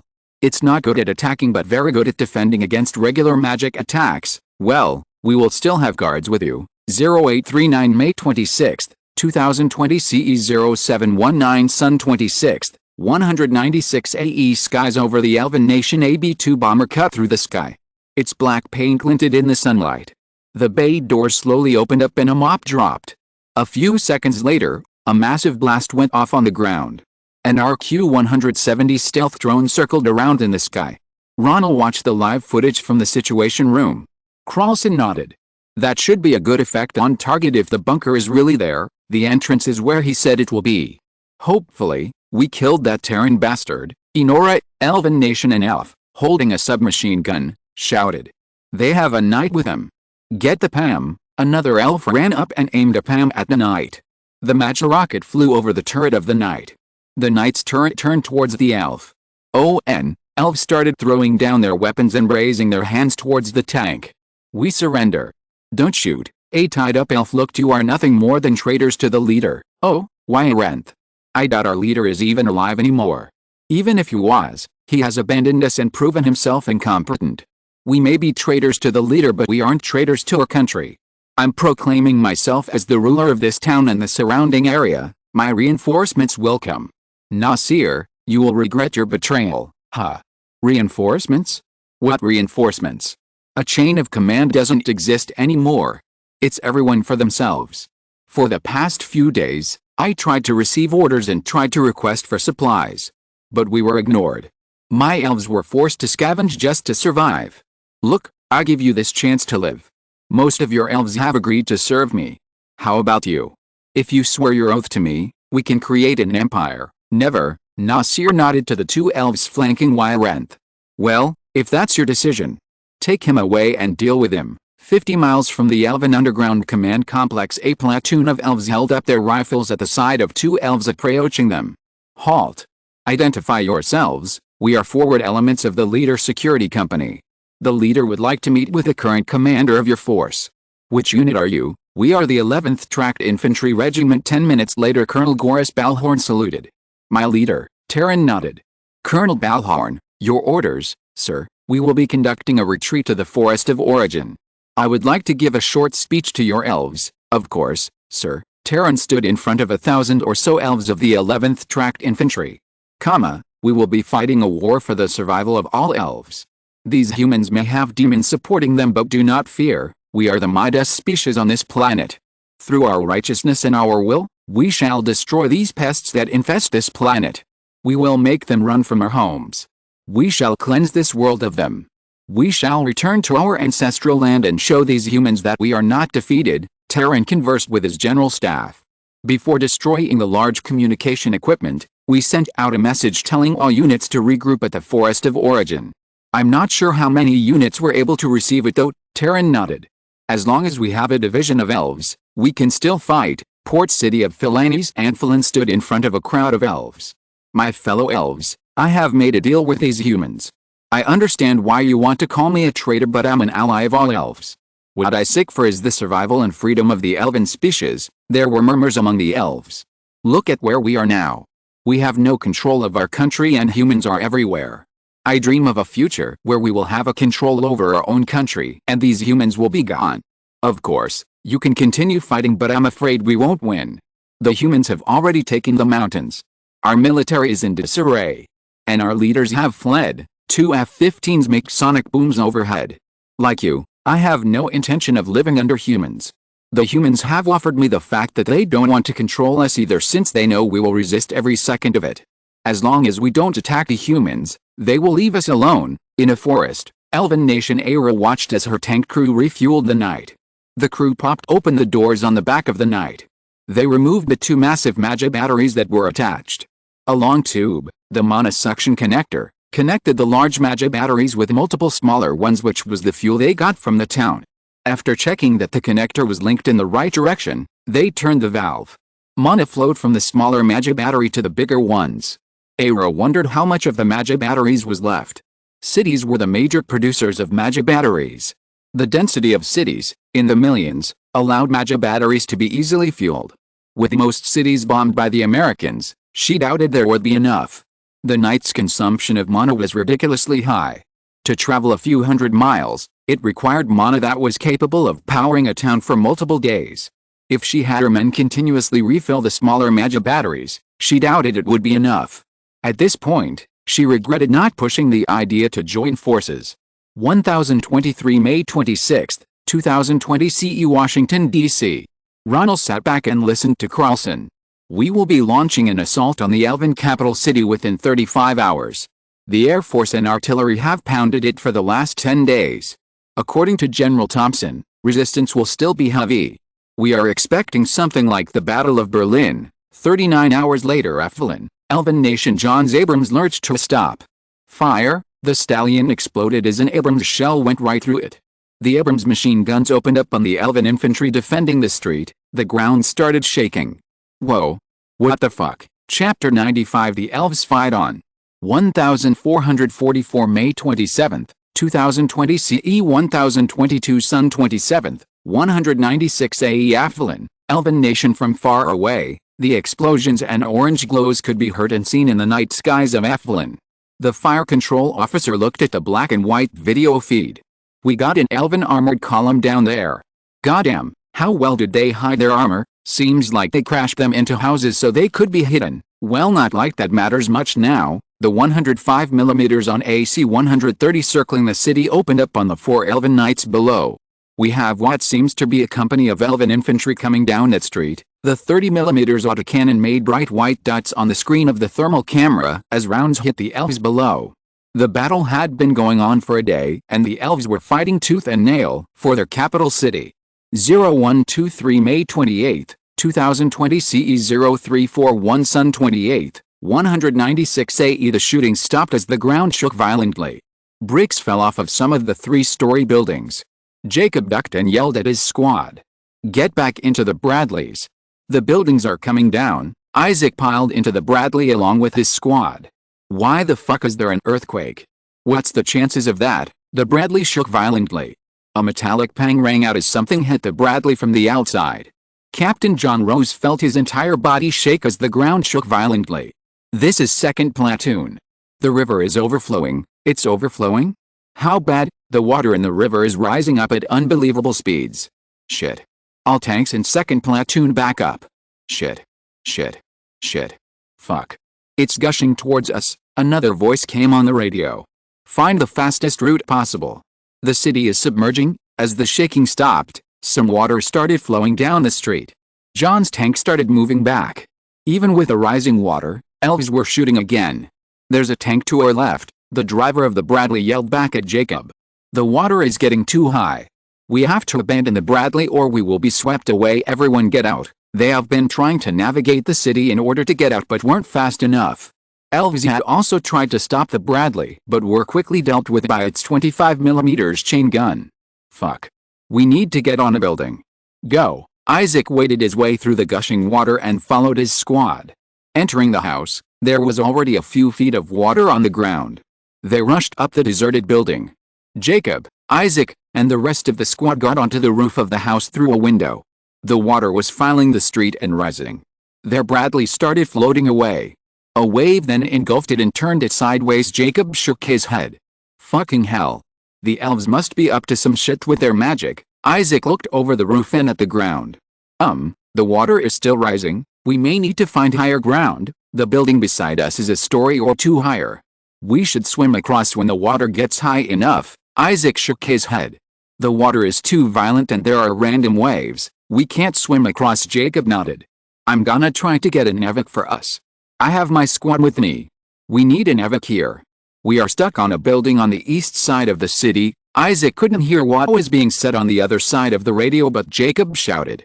10 minutes later, in the distance, a black helicopter got closer and closer. Isaac shouted. Our ride is here. Jacob looked at the edges of the roof. Jesus Christ. Get in the helicopter. Go. Go. Go. The water was splashing onto the sides of the roof of the building. The men piled into the Blackhawk. As the water started flowing onto the roof, the Blackhawk's wheels started lifting off the ground. The Blackhawk's rotors made waves onto the water. Suddenly, a wave of water started coming for them. There's a fucking wave incoming. Come on. Get us off the ground. The wave barely missed them as the Blackhawk gained altitude. Avalon, Elven Nation, the capital city of the elves, was once in a valley that had a river run through it. Now, it was just a massive lake. Debris floated around in the water, and the structures that hadn't been swept away stuck out of the water. It was as if a hurricane just swept through. A few Blackhawks and Chinooks flew over the flooded city. An F-15 flew by. In one of the Blackhawks, Isaac looked out. They fucking sacrificed an entire city, their capital, just to kill a few of us. Jacob took in the view. Probably for their sense of pride or something. The elves' mentality doesn't differ that much from a human's. I guess. If we can't have it, you can't have it either. 0444 May 28, 2020 CE 0522 Sun 28, 2020 CE Washington, D.C. Ronell looked very stern. How many men did we lose? Carlson looked grim. A couple hundred were drowned. We lost 5 Abrams, 2 Bradley, and a couple of other vehicles. This was completely out of our expectations. Fucking magic bullshit. We have to look out for things like these in the future. I would like all units to stay about a mile away from rivers. We could ask the elven official that surrendered to us. He may know something. Port City of Philanes. Anfilin shook his head. I did not know that Terran had any plans to submerge the capital city. Daniel nodded. Can your entire country be submerged again? We aren't capable of submerging this country as of right now. We were able to submerge our country and keep it submerged because of the last Great Magus. We surfaced our continent right when he died. The current Great Magus doesn't have the power to submerge us or keep us submerged. The Great Magus with that amount of ability comes about once every few thousand years. Good to hear that we only have to deal with one of these bastards. Well, if the capital is gone, then the current Great Magus might be dead. With great amounts of mana, comes great physical weakness. So much mana in one elf is not good for their health. I don't believe that the current Great Magus could have moved out of there. I remember the successor of the current Great Magus wasn't that powerful. We were still trying to find a suitable replacement for him. Washington, D.C. Ronell was delighted to hear that the chances of another flooding incident happening wasn't likely. However, the stay away from rivers command was still in effect just in case. The president sat in the situation room for a briefing by General Thompson. We are seeing a general breakdown of order among their units. We have some units seemingly retreating in a similar southern direction. However, we have many units that are holding their ground yet not covering anybody's retreat. There are some units moving in a completely unreasonable direction. According to military intelligence, it is highly likely that Terran Van Harris is dead. Forest of Origin, Elven Nation. Colonel General Voodoo Rockin took in the forest. I have never actually visited this place before. Terran looked around. Our ancestors ruled these forests during the days when we used bows and arrows. Well, not much is left of that time. The forest reclaimed it all when we ventured outwards. A few minutes later, here's my plan. We will begin building a base in this forest. Multiple small spread out camps. Each with an independent yet still unified command. The Americans can easily destroy concentrated formations of us and find ways to tear apart our chain of command. This forest is perfect for ambushes. Their armor can't enter the forest. Terran nodded to Voodoo's words. What will we do about armor? We can't just abandon them outside the forest. Our armor has proven quite ineffective against theirs. At this point, they are just metal coffins. The Titan was killed without even putting up a fight. At most, we bring our stallions. The knights have some use. We can entrench them and make them into bunkers. We can even hide the few fortresses we have until the day we use them again. May 29th, Sun 29th, Galath Mountain Range with Elven forces in disarray. US and Magosian forces easily crossed over the mountains. The scattered Elven units that tried to hold their ground were easily pushed aside. If you're listening to this novel on a channel other than Fanfic World, it means they downloaded and uploaded it without effort. We cordially invite you to visit our channel, Mundo Fanfic Novelists. There you'll find the original version of this story, and you can explore many other novels of various genres. We're waiting for you to immerse yourself in a world of incredible novels. Chapter 96, Crumbling Power. 0246 May 29th, 2020 CE 0423 Sun 29th, 196 AE. On the other side of the Galath Mountain Range frontline, Nix Abrams came to halt. We have Elven soldiers right in front of us. Fire! The shell exploded on the 10 or so elves on the hill. Some elves panickedly stood up with their weapons while others were frozen in shock. Suddenly they started shouting, "We surrender! We surrender!" Droves of elves put their hands up and laid down their weapons. Nix Abrams along with the rest of the platoon drove close to the surrendering elves and stopped. Calmly smiled. Nice. Either their fighting spirit is gone or these are just a bunch of untrained conscripts. Nix stared at them through the slit of the commander's hatch. Well, look at them. Some of them seem to be starving. I guess their logistics fell apart. Infantry started arriving to secure the surrendering elves. 10 minutes later an elf ran into a rundown building. There were many elves in the building, but a messenger ran directly to one. Commander. Human forces are here. Our forward observers have been defeated. The elf stood up. Our leader may have run away in fear of these measly humans, but we will face them. Elves. Into positions. They will not take our city. Wahoo! Our new leader? A shout came from outside. Human aircraft. Get into cover. Explosions rumbled the ground. The elves dived for the ground and took cover under desks. A few minutes later another messenger came in through the door. Commander.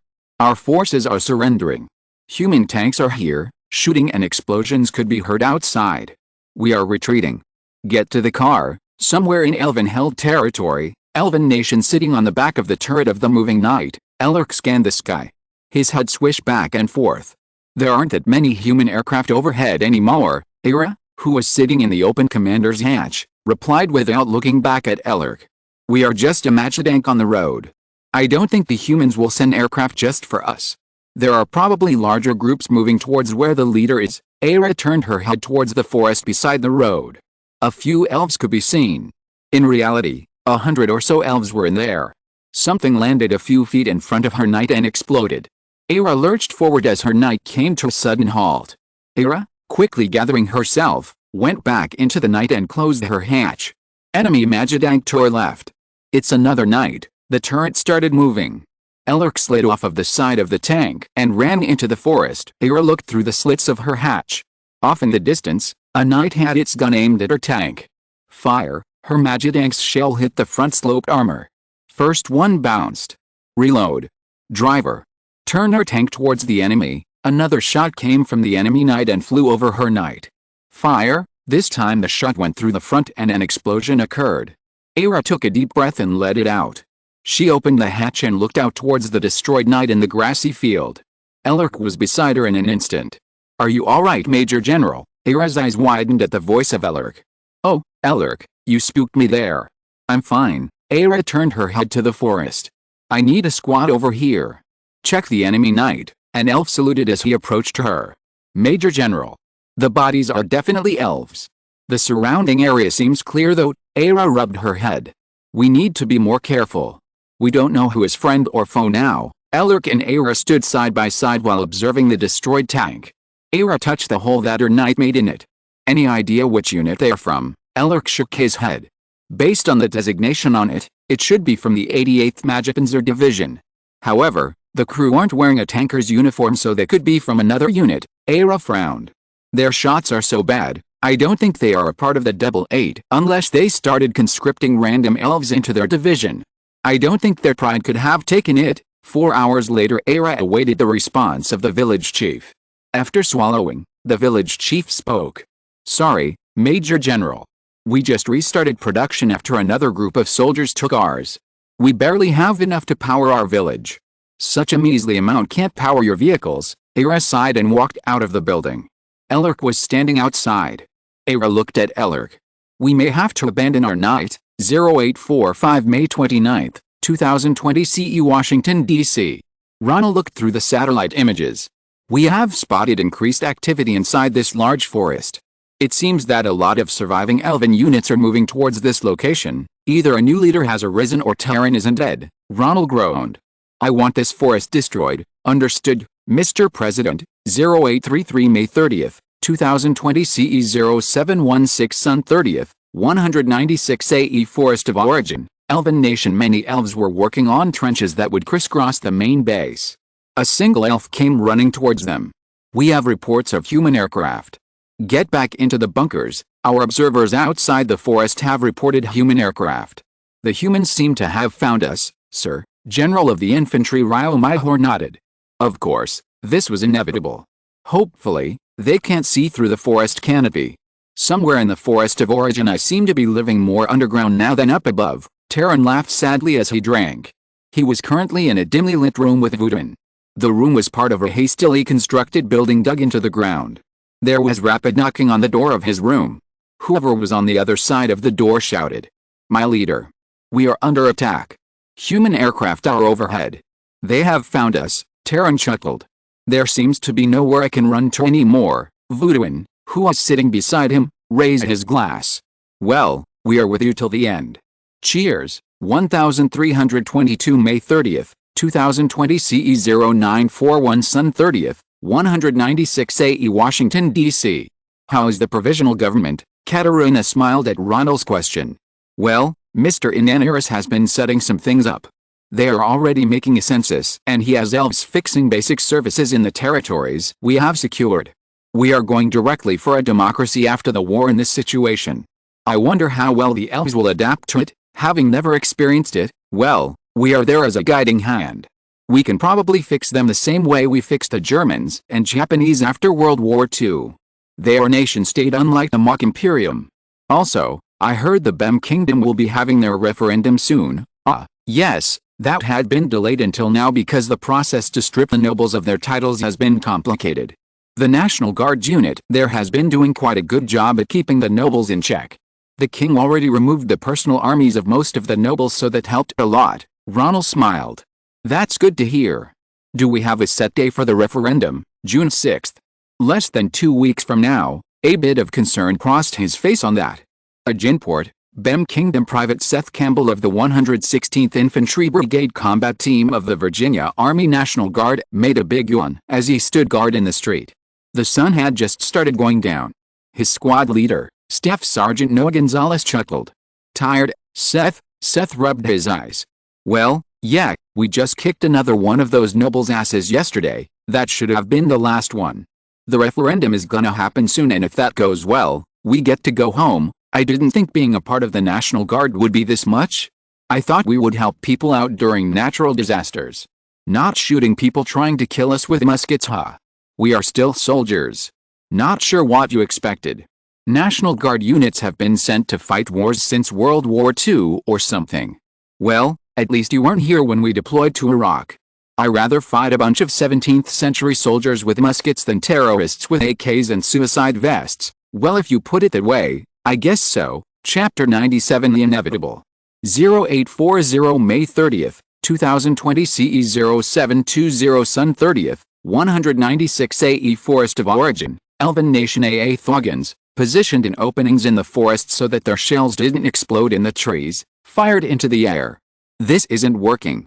They are too fast. The human plane zoomed by before the Maniflack even exploded in the air. Mark 77 incendiary bombs dropped from the F-15E zooming overhead. The forest is on fire.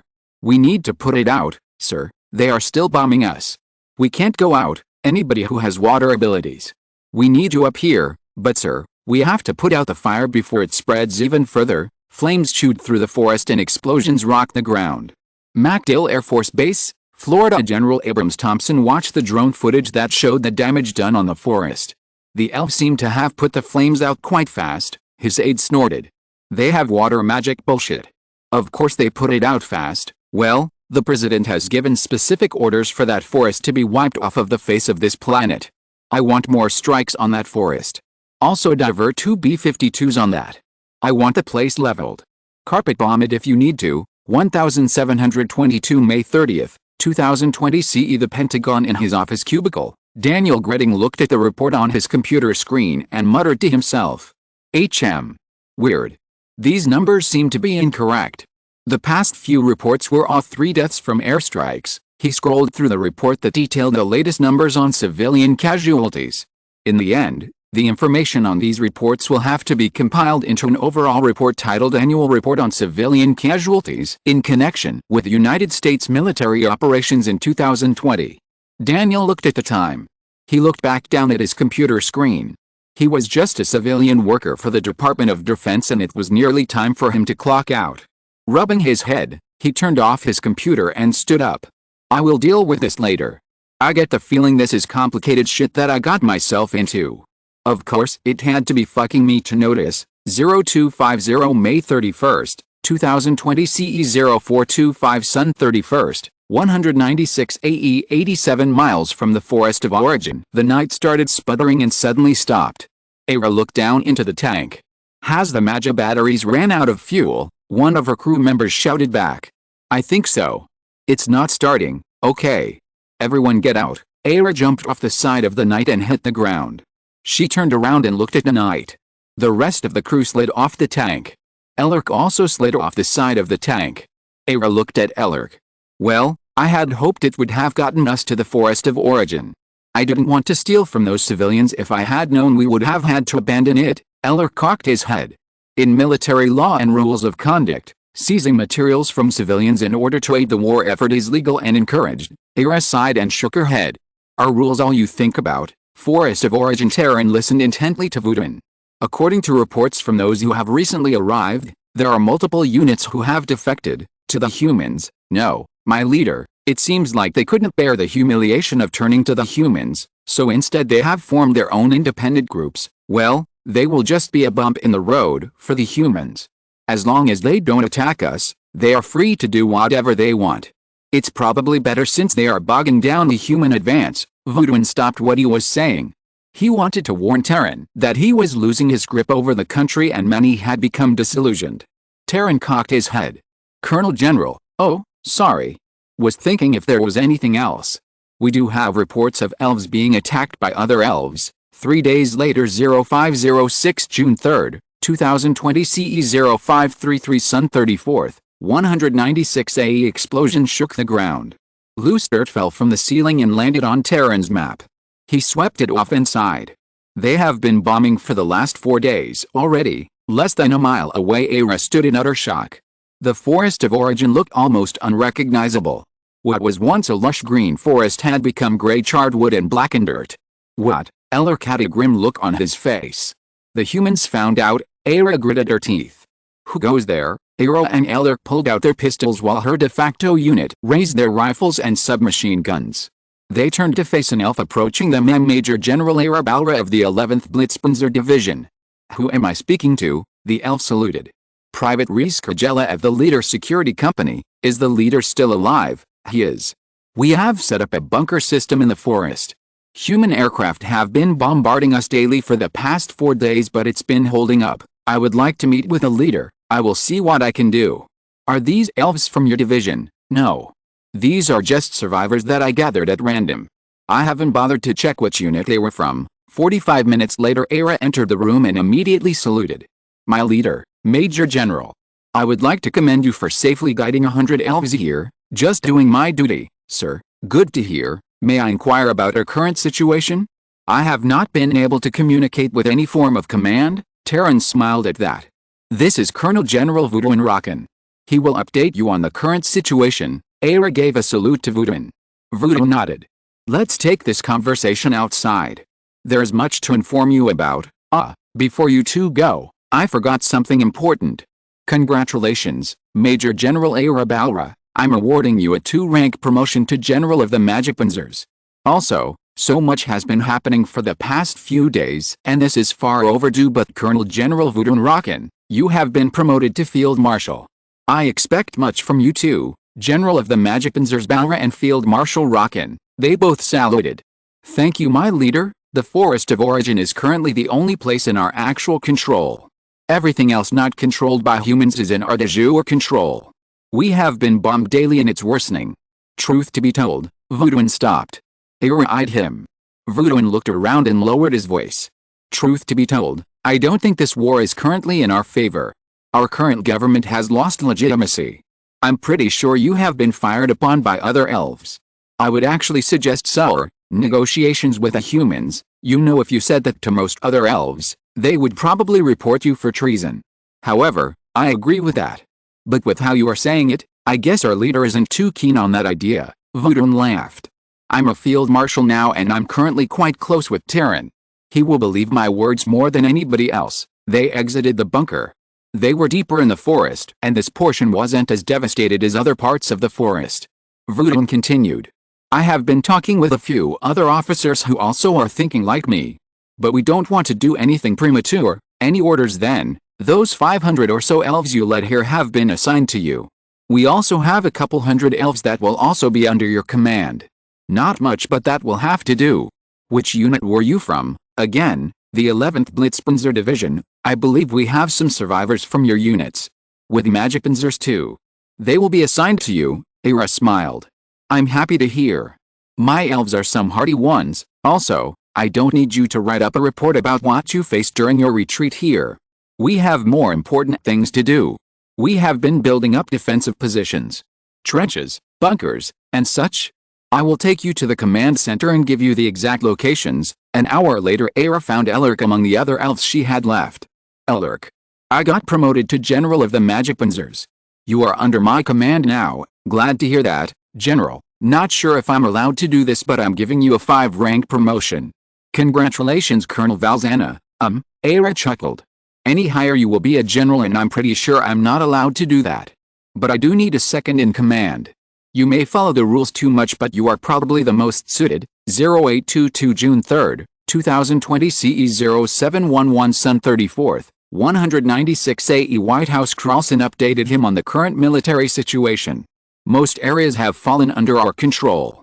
There has been limited and ineffective resistance from the elves. I believe we have broken them. Ronell frowned. Then why hasn't this war ended? It seems that the elves would rather become independent forces than surrender to us. We have witnessed elves fighting amongst themselves while still fighting us. Ronell frowned. Okay, what's next? Katrina handed him a report titled Preparations for the First BEM Elections. We have the full list of candidates from the Electoral Committee. The BEM have around a 60% literacy rate, so the candidates are using symbols to represent themselves. How's the security situation there? We have National Guardsmen posted at voting sites, protecting candidates, and patrolling settlements. Aginport, BEM Kingdom. Seth stood guard at an election site and watched as people walked into the building. He spoke to Noah. So they are doing the presidential elections first. There are already a couple parties and quite a few independents on the ballot. They even have a monarchist party. Seth raised his eyebrows and groaned. What? Yeah, seriously, I don't really know their goal, but I do hope they just want a figurehead. Well, there's something even worse. The Nobles Party. Oh come on, guess what they want? Fuck off. Staff Sergeant. I don't want to hear any more. Noah laughed. Chapter 98 The Occupied Territories. 0848 June 3, 2020 CE 0724 Sun 34th, 196 AE Aginport, BEM Kingdom. Side by side, two BEM men wearing full-skirted knee-length coats, knee breeches, and a vest, which seemed straight out of 18th century Europe, walked by an electric light pole. Say, Glover, chap, I know they made us register for this and issued us ID cards, but I have yet to be informed of how this voting works. Glover scratched his head. Have you not been reading the Aginport Daily Journal, my old friend? It has a full description of how to do so. It also said that if we are confused, they will have people there to help us. Now, what I'm more concerned about is whether or not these Americans will rig this in their favor in order to have control of us. Now, why would they care about controlling us, Irvin? It is of most sense. Any normal country would want to control another country. That's just how the world works these days. Irvin waved around. Then they don't have to put such effort into doing this. They already have full control of our country. Look around us. We are basically an occupied nation. Both watched as an American soldier walked by holding his automatic rifle. Irvin continued. And besides, they have given us so much unlike the mock Imperium.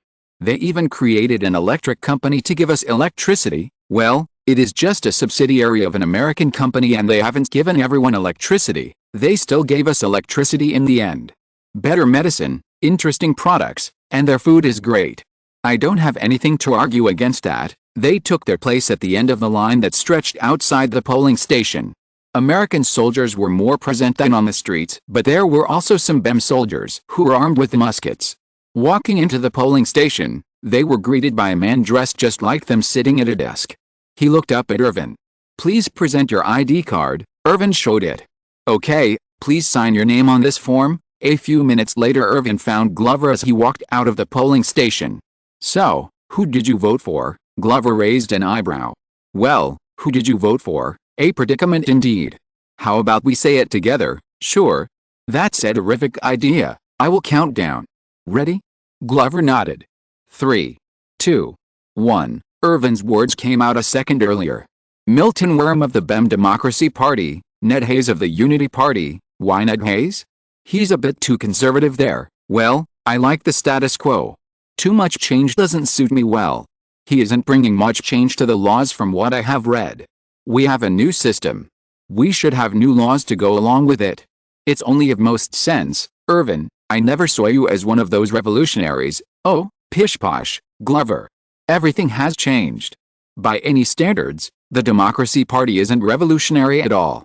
If you want revolutionary, then look at the New World Party, 0812 June 5, 2020 CE 0706 Sun 36th, 196 AE White House. Ronell looked through the report on the election results of the BEM presidential elections. Katrina was beside him. With 54% of the vote, Milton Worm of the BEM Democracy Party won the presidential elections. Ronell nodded slowly as he read. What did they campaign on? Closer relations with us, improvements to civil rights, and support for free market capitalism seem to be their main focus. That sounds decent. There are other good options but much better than the monarchist Restoration Party or the Nobles Party. Ronell looked up at Katrina. There's already a party that wants to restore the monarchy. They only had about 2% of the votes. We literally just got rid of the monarchy. Ronell shook his head. I want to have a meeting with Mr. Wareham as soon as possible. Katrina nodded. I will set that up. Also, when are the parliamentary elections occurring? We are hoping no more than 6 months from now, but that isn't guaranteed. Well, at least we have someone up there running the country. Port City of Philanis. The port city of Philanis had become the temporary capital city of the new Elven nation. Of course, with Athlin becoming a massive lake, the port city could actually become the permanent capital. Athlin sat at the desk of his office in the presidential building. The Americans had made him interim president. He looked through the papers stacked on his desk, reporting everything ranging from the food situation in every city to the appointment of new officials. Athlin was glad to see that rebuilding efforts had already begun in multiple cities, albeit slowly. They had just gotten the power back on in the city. He looked at one of the reports and sighed. The main problem was how hostile most elves were to the humans. The Americans weren't already on his skin about the situation. There were those who just didn't care about the humans. But quite a lot ranged from skeptical to outright suicidally hostile. It was going to take a lot of work to change the hearts and minds of the population after living so long under a regime with the main goal of teaching everyone to hate humans. Right now he was placating the population using the promise that once they established this new government, the humans would be gone. Athlin feared that once he wasn't president anymore, a dumb zealot in his place would launch another idiotic war against the humans again. Another concern right now was the loss of population. Some cities lost 50% of their population due to the war. It was estimated that by the end of the war, 25% to 50% of the Elven population would have died. Recovery might take decades. He got on his phone and called up an aide. He had to deal with the short-term problems right now and worry about the long-term ones later. The aide entered the room. Send the Magic Battery engineers we have in the city to the port city of Ilashasari. We need to get power back as soon as possible in every city. In the streets of the port city of Philanis everyone kept a wide distance from the human soldier. Some stared at him hostilely. Erez and Kinrith walked briskly to the food market in order to get out of the tense atmosphere. With current infrastructure in tatters, much of the food here came from relief aid from the humans, more specifically the Americans. Some avoided it, but she relatively didn't care as long as it kept her fed. As she looked through the selection of vegetables, a human military vehicle colored in various shades of green drove past her. Someone threw a rock at it but missed, and it kept going. Getting her groceries, she got back home in a few minutes. She turned on the lights. The power had just come back on a few days ago, and she was thankful for it. She was thankful for a lot of things. The fact that she survived, that the humans occupiers weren't being hostile, and that things were actually going back to normal. 0912 June 5, 2020 CE 0755 Sun 36th, 196 AE Forest of Origin. 2 B-52s cruised through the skies in formation. The bomb bay doors of both B-52s opened up. Bombs started dropping in a slow pace. The forest below started exploding. An elven officer shook his head. They completely destroyed a portion of the forest. Everything is gone. The entire defensive network, 100 or so elves, are all gone. They are seeking to completely destroy us all. What do we do, Field Marshal?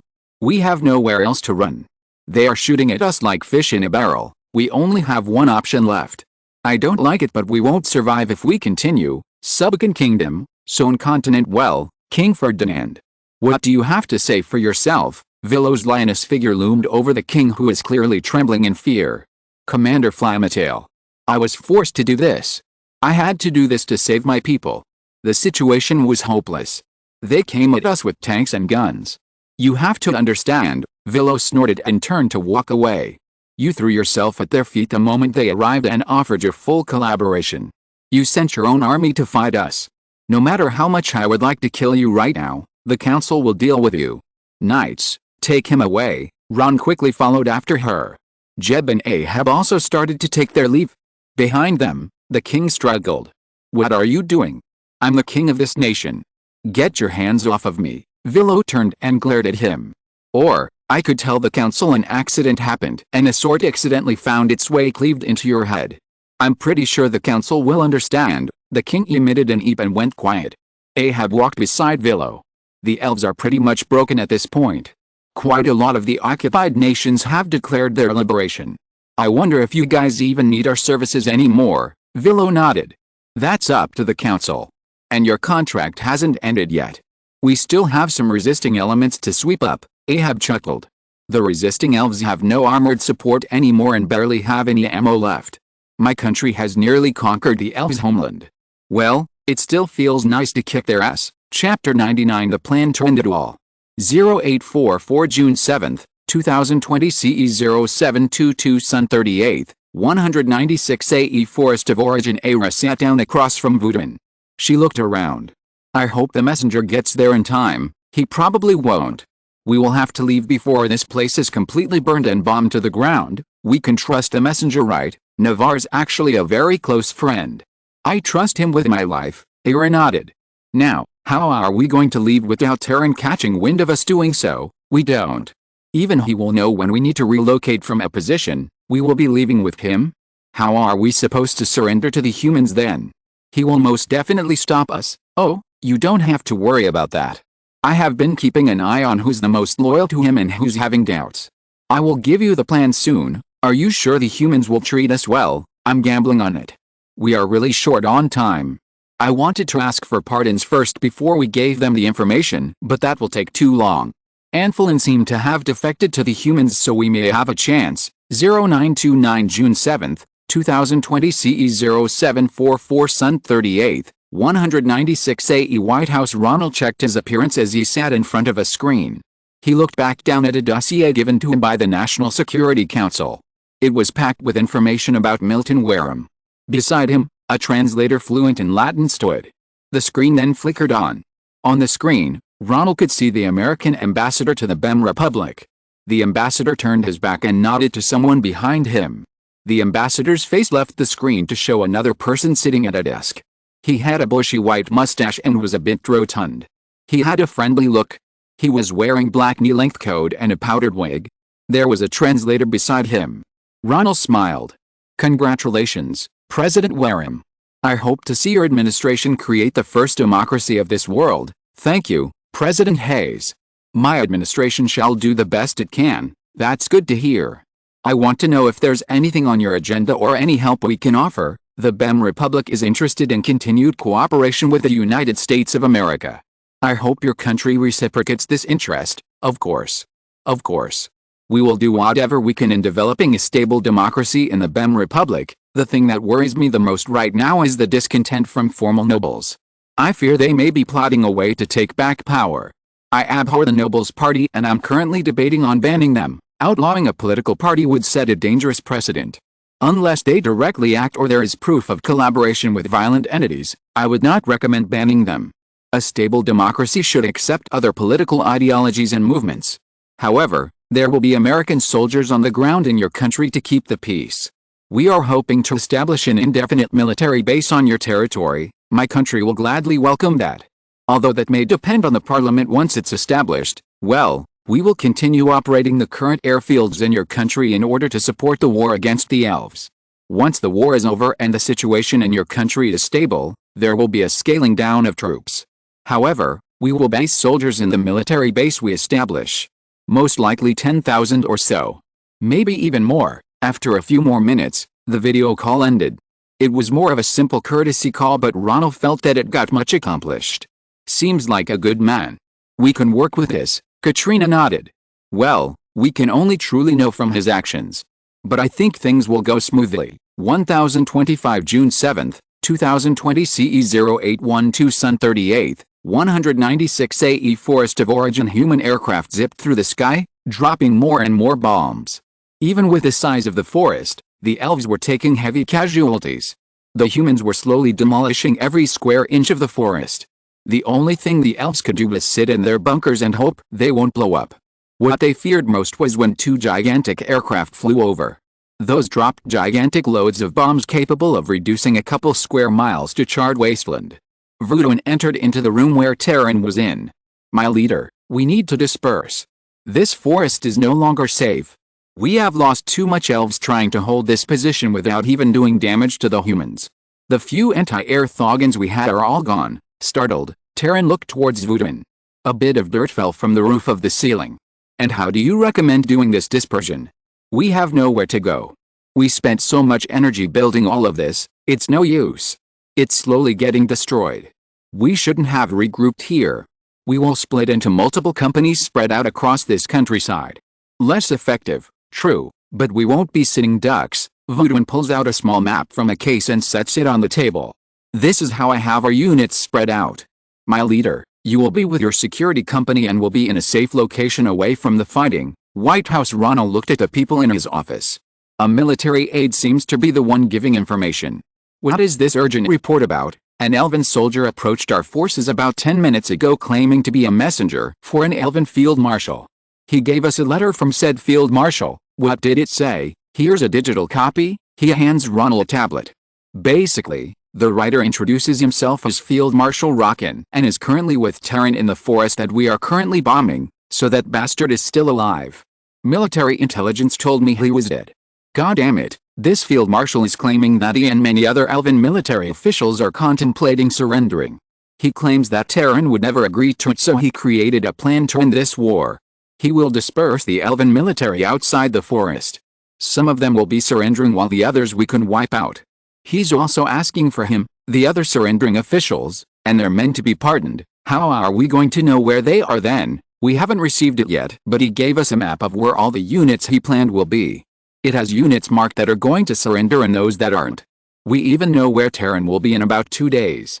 Terran will have a security company with him and most likely a couple of tanks. Ronell read through the message. This could be a trap, true, but we can have drones recon the area to see if it is. If it isn't, we can end this war. Has someone sent this to Anfrelin? For confirmation about this rockin' fellow, we are being cautious at who we give this information to. The only people who know about this on our side are the commanding officer who read this and everyone in this room.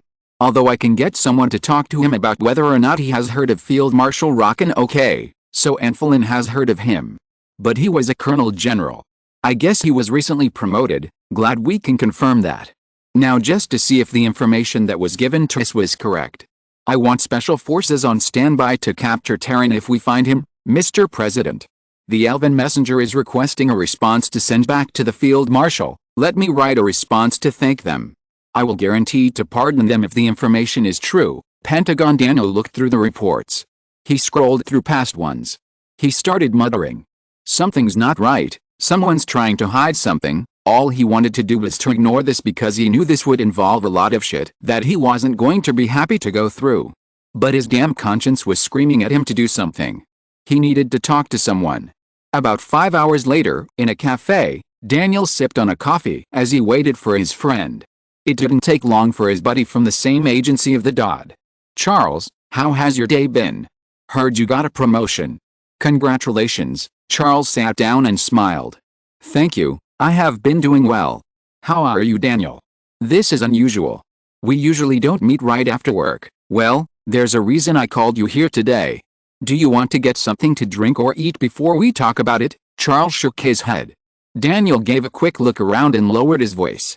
I think someone is messing with the civilian casualty reports. Some of the data I was looking through seemed suspicious. Something flashed over Charles' face before going back to normal. Daniel guessed it was probably shock from what he was telling him. What is it? What do you mean by suspicious? Some of the data seems to be repeating. It's as if someone is trying to hide something. Charles kept silent. Daniel continued. For all I know, the president could be trying to hide things from Congress. And that is way above my pay grade. I don't want to play the hero, but this is some serious stuff. I'm not sure what to do and who to report this to. Then maybe you shouldn't. We don't know who is trying to change the data.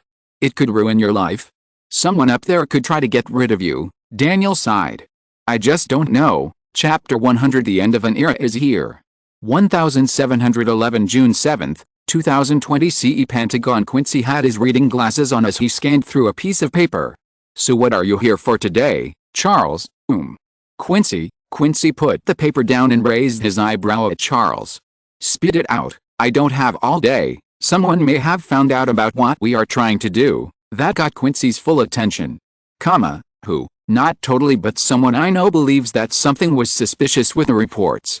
He's thinking about investigating it. You fucking fool. Tell me their name. I don't think we have to worry. He doesn't seem. Quincy cut him off. Spit it out or I swear your life will be a living hell from this point forward. Charles looked to the side. Daniel gritting. He's a co-worker. He talked to me about the civilian casualty reports being weird and wanted my advice. 1025 June 7, 2020 CE 0812 Sun 38, 196 AE Forest of Origin. Terran reviewed the plan that Woodwin had given him. And you are sure this is a good plan? I have already talked with the other high-ranking officers and they have approved. It's better than us sitting here until we get bombed to oblivion. And where will I be exactly? You will be with your security company at an isolated location. It should be labeled on the map. Woodwin pointed at the red circle with LSC labeled on it. Then he pointed to another red circle labeled Woodwin. I will be in command of the center. I will lead about 500 or so elves to garrison this town. We will subjugate any rogue elves we find. I don't expect there to be much since this is less than 60 miles away from here. 20 minutes later, in one of the rooms of the bunker system in the forest, Ira looked at the map presented to her by Woodwin. So we are defecting to the humans then? I'm not sure how my elves will take this. Woodwin smiled. Don't worry. We will be surrounded and then forced to surrender. Of course, we won't be doing much fighting.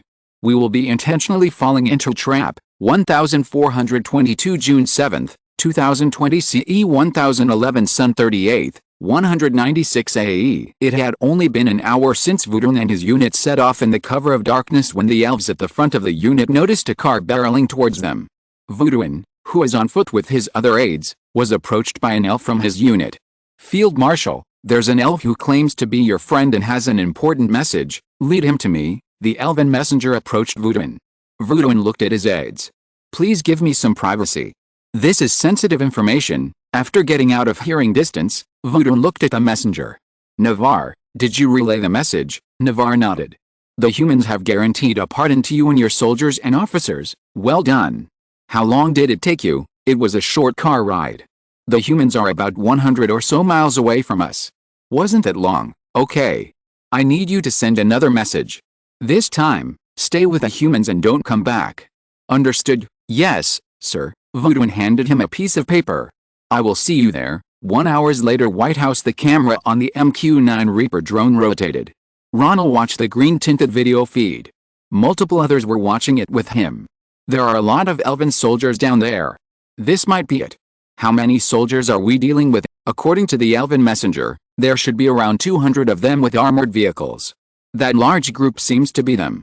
We have yet to confirm if Terran is there. I want his location to be confirmed and the surrounding area be surveyed before sending in Task Force 141. 20 minutes later it has just been confirmed. They are in a very vulnerable position. There is no other elven soldiers in the surrounding area, and we have confirmation that someone matching Terran's description is there. Ronell smiled.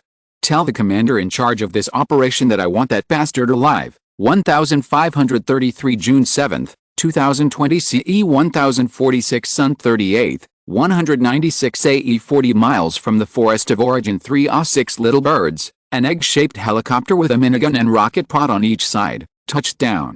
4 men jumped off the sides of each helicopter. The 12-man Delta Force team quickly disembarked and the Little Birds took off. A Hellfire missile shot out from the Reaper drone that had been observing the leader security company. The Stallion exploded as the missile slammed into it. The elves took one glance at the burning husk of a light tank and moved into action.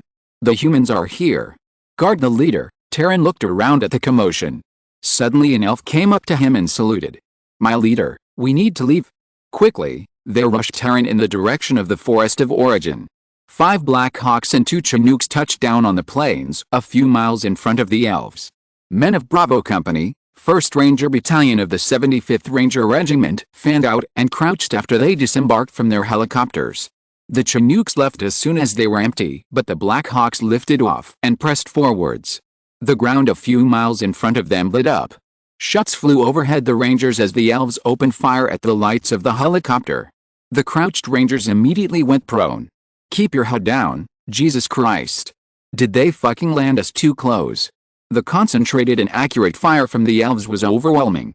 This is the wrong fucking LZ. The Little Birds came from behind the elves and started pouring down lead and rockets. That momentarily broke the elven fire on the Rangers. That was just enough time for the Rangers to set up their Mk-48 machine gun and return fire. The gunners on the doors of the Black Hawk spewed bullets down on the elves using miniguns. Despite the support from the helicopters, the Rangers continued to face intense fire from the security company. 10 minutes later in the heat of the battle, one of the Little Bird pilots noticed that he was starting to lose control. Bullet holes riddled his glass but luckily none had hit him. He looked at the tail of his helicopter and in the darkness, barely noticed that smoke was pouring out. I'm going down. The pilot struggled with the controls as the helicopter started swishing left and right. A platoon of 25 elves hurried Terran. They were moving away from the fighting. 2 of the elves had a small fireball in their palms. Terran turned to the lieutenant that was closely following him. Do we have any other units near us? No, my leader, they are too far away. The humans seem to have known we were isolated. Realization dawned on him. Voodoo. You bastard. The platoon looked at Terran in surprise. A crack was heard and one of the elves dropped dead with blood gushing out of his head. Sniper, the elves get down and pull Terran to the ground. They opened fire with their submachine guns towards the right, where the shot came from. The Delta sniper kept his head down as bullets whizzed past him. Shit. How the fuck did they see me so fast in the night? They don't have night vision goggles. Fucking hell. I need some covering fire. A stream of shots started coming towards the elves from their left. Terran kept his head down as his ears felt deaf from the bullets whizzing overhead. It felt like forever but the shooting stopped and everything went silent. Terran could hear the crunching of boots on the ground. He looked up. Humans approached him wearing strange headgear and pointing guns at him. Terran looked around to see that the entire platoon protecting him was dead, mostly from headshots. Terran raised his hands. One of the humans handled him roughly and tied him up while the other said something. We have suffered 2 wounded.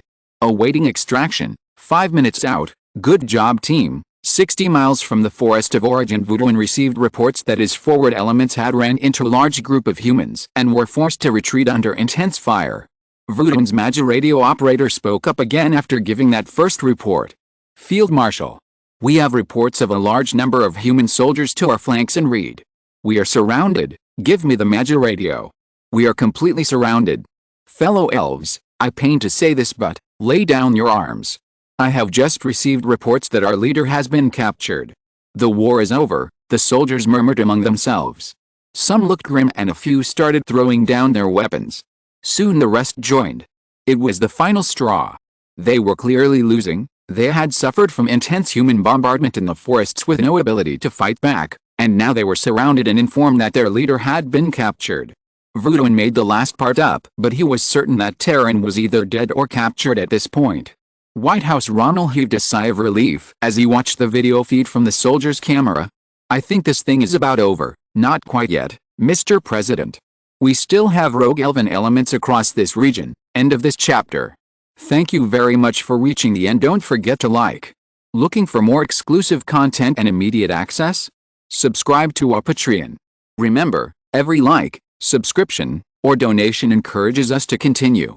Thanks to everyone. See you in the next video.